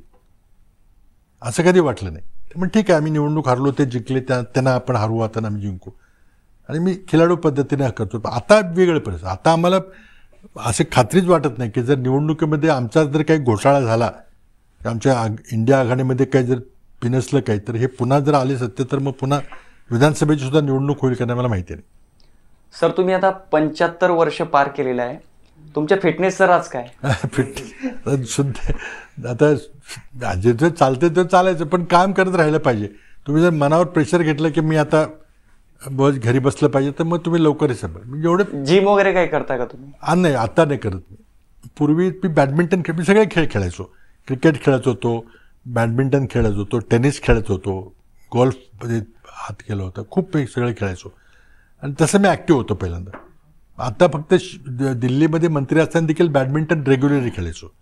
आणि आमचे बॅडमिंटनचे पार्टनर असायचे राम जेठमलानी, त्यांच्या घरी जायचं, त्यांच्याकडे चांगलं कोर्ट होतं, आणि ते त्या वयात देखील त्यांचा मी आदर्श खेळतो. किती ते माझ्यापेक्षा सिनियर होते तरी ते खेळायचे.